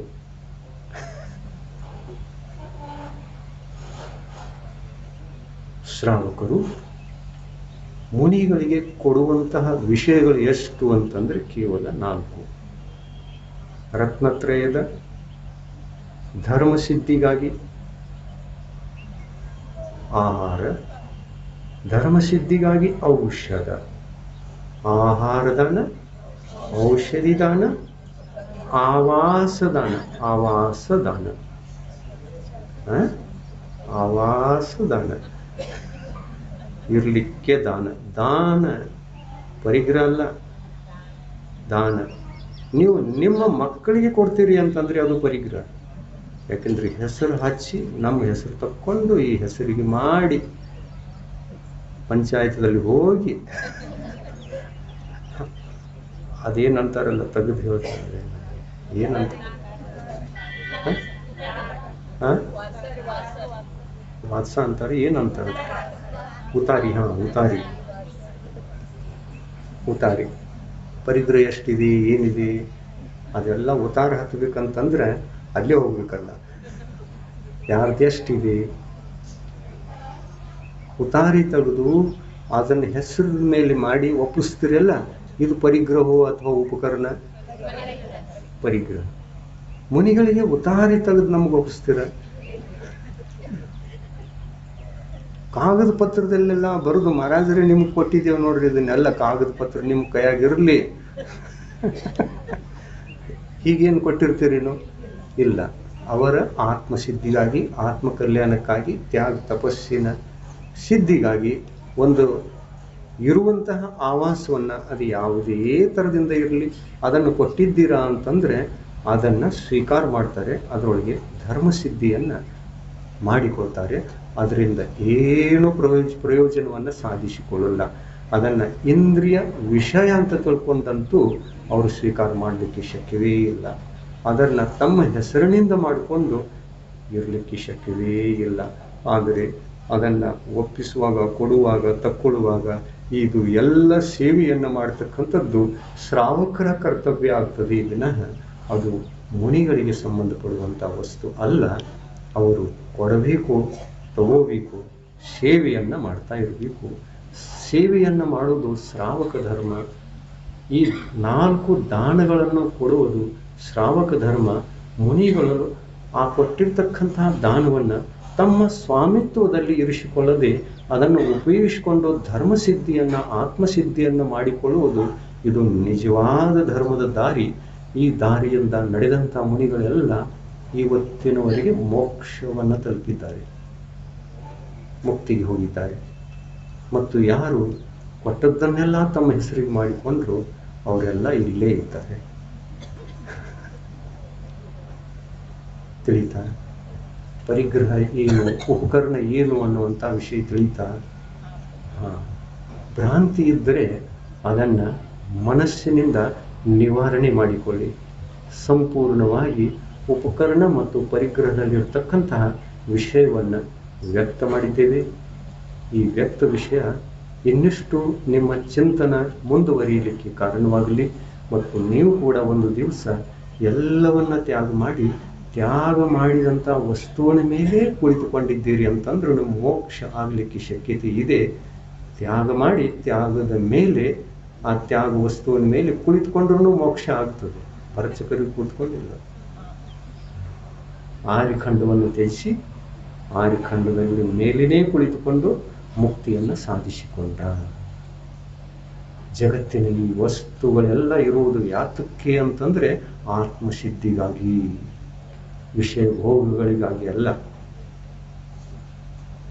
ವಿಷಯ ಭೋಗದ ಸುಖವನ್ನು ಉಣ್ಣಲಿಕ್ಕೆ ಅಲ್ಲ, ಆತ್ಮ ಸುಖವನ್ನು ಉಣ್ಣಲಿಕ್ಕೆ ಈ ಜಗತ್ತಿನ ವಸ್ತುಗಳಿವೆ. ಆ ಜಗತ್ತಿನ ವಸ್ತುಗಳನ್ನ ಧರ್ಮಕ್ಕಾಗಿ, ಆತ್ಮಸಿದ್ಧಿಗಾಗಿ ಬಳಸಿಕೊಳ್ತೇವೆ ಅಂತಂದ್ರೆ ಆಗ ಅವು ಉಪಕರಣ ಆಗ್ತವೆ, ಆಯತನ ಅಂತ ಅನಿಸಿಕೊಳ್ತವೆ. ಮತ್ತು ಆ ವಸ್ತುಗಳ ಸುಖವನ್ನೇ ಅನುಭವಿಸಲಿಕ್ಕೆ ಹೊರಟಾಗ ಅವು ಪರಿಗ್ರಹಗಳಾಗ್ತವೆ ಅನ್ನುವಂಥ ಈ ಪರಿಗ್ರಹದ ಪರಿಭಾಷೆಯನ್ನ ಸೂಕ್ಷ್ಮವಾಗಿ ಅರ್ಥ ಮಾಡಿಕೊಂಡು, ಚಿಂತನೆ ಮಾಡಿಕೊಂಡು ಆತ್ಮ ಕಲ್ಯಾಣದ ದಾರಿಯನ್ನ ತಾವು ಎಲ್ಲರೂ ನಡೆದು ಮುಕ್ತಿಯನ್ನು ಹೊಂದರಿ ಅನ್ನುವಂಥ ವಿಷಯವನ್ನು ಹೇಳಿ ಇವತ್ತಿನ ಮುಗಿಸ್ತೇನೆ. प्रभुदेव तुम्हारे पवित्र मुख से निसृत जो शीतल वाणी, जग जन मन के मल को धो